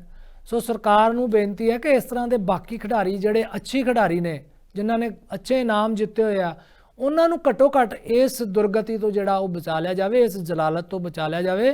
ਕਿਉਂਕਿ ਜਦੋਂ ਫਿਰ ਉਹਨਾਂ ਦੇ ਬੱਚੇ, ਆਂਢੀ ਗੁਆਂਢੀ ਦੂਸਰੇ ਵੇਖਦੇ ਆ, ਫਿਰ ਉਹਨਾਂ ਦਾ ਵੀ ਖੇਡਾਂ ਤੋਂ ਮਨ ਜਿਹੜਾ ਟੁੱਟਦਾ। ਔਰ ਖੇਡਾਂ ਤੋਂ ਬਗੈਰ ਅਸੀਂ ਆਪਣੇ ਨੌਜਵਾਨਾਂ ਨੂੰ ਅੱਗੇ ਨਹੀਂ ਲਿਜਾ ਸਕਦੇ। ਆਸ ਕਰਦੇ ਹਾਂ ਕਿ ਸਰਕਾਰ ਜਲਦੀ ਤੋਂ ਜਲਦੀ ਇਸ ਖਬਰ ਦਾ ਜਿਹੜਾ ਅਸੀਂ ਇਸ ਵਕਤ ਦੱਸ ਵੀ ਰਹੇ ਹਾਂ, ਇਸ ਦਾ ਜਿਹੜਾ ਉਹ ਨੋਟਿਸ ਲਵੇ, ਔਰ ਉਸ ਦੇ ਤੱਕ ਮੈਨੂੰ ਲੱਗਦਾ ਡਿਪਟੀ ਕਮਿਸ਼ਨਰ ਨੂੰ ਅੱਜ ਤੱਕ ਪਹੁੰਚ ਕਰ ਲੈਣੀ ਚਾਹੀਦੀ ਸੀ, ਫਰੀਦਕੋਟ ਦੇ ਜਿਹੜੇ ਡਿਪਟੀ ਕਮਿਸ਼ਨਰ ਨੇ ਜਾਂ ਉੱਥੋਂ ਜਿਹੜੇ ਅਧਿਕਾਰੀ ਨੇ ਜੀ।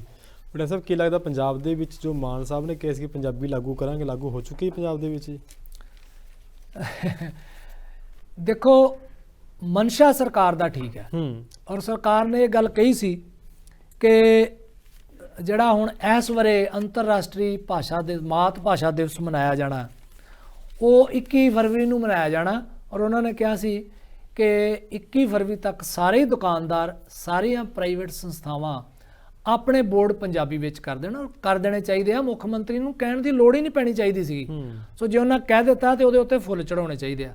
ਪਰ ਇੱਕ ਖਬਰ ਇਹ ਆ ਗਈ ਆ ਹੁਣ ਕਿ ਜਿਹੜਾ ਸਾਡਾ ਅਧੀਨ ਸੇਵਾਵਾਂ ਚੋਣ ਬੋਰਡ ਹੈ, ਜਿਹਨੂੰ ਅਸੀਂ SSB ਬੋਰਡ ਕਹਿੰਦੇ ਆ, staff subordinate staff selection board Punjab ਦਾ, ਉਹਨੇ ਆਪਣੇ ਜਿਹੜੇ ਐਗਜ਼ਾਮ ਹੁੰਦੇ ਆ ਉਹਦੇ ਲਈ ਸਿਲੇਬਸ ਬਦਲ ਦਿੱਤਾ। ਔਰ ਉਸ ਸਿਲੇਬਸ ਦੇ ਵਿੱਚ ਵੀ ਉਹਨਾਂ ਨੇ ਇਹ ਗੱਲ ਕਹੀ ਹੈ ਕਿ ਜਿਹੜੀ ਸਿਰਫ ਉਹਨਾਂ ਨੇ ਜਿਹੜਾ ਕੁਆਲੀਫਾਈਂਗ ਟੈਸਟ ਹੈ ਉਹਦੇ ਤੱਕ ਹੀ ਪੰਜਾਬੀ ਭਾਸ਼ਾ ਰੱਖੀ ਆ। ਉਸ ਤੋਂ ਉੱਪਰ ਜੇ ਕੋਈ ਟੈਸਟ ਹੈਗਾ ਉਹਦੇ ਵਾਸਤੇ ਪੰਜਾਬੀ ਭਾਸ਼ਾ ਨਹੀਂ। ਔਰ ਉਹਦੇ ਵਿੱਚੋਂ ਉਹਨਾਂ ਨੇ ਕਹਿੰਦੇ ਸਿਲੇਬਸ ਦੇ ਵਿੱਚੋਂ ਪੰਜਾਬੀ ਭਾਸ਼ਾ ਤੇ ਪੰਜਾਬ ਦੇ ਇਤਿਹਾਸ ਨੂੰ ਹੀ ਬਾਹਰ ਕੱਢ ਦਿੱਤਾ।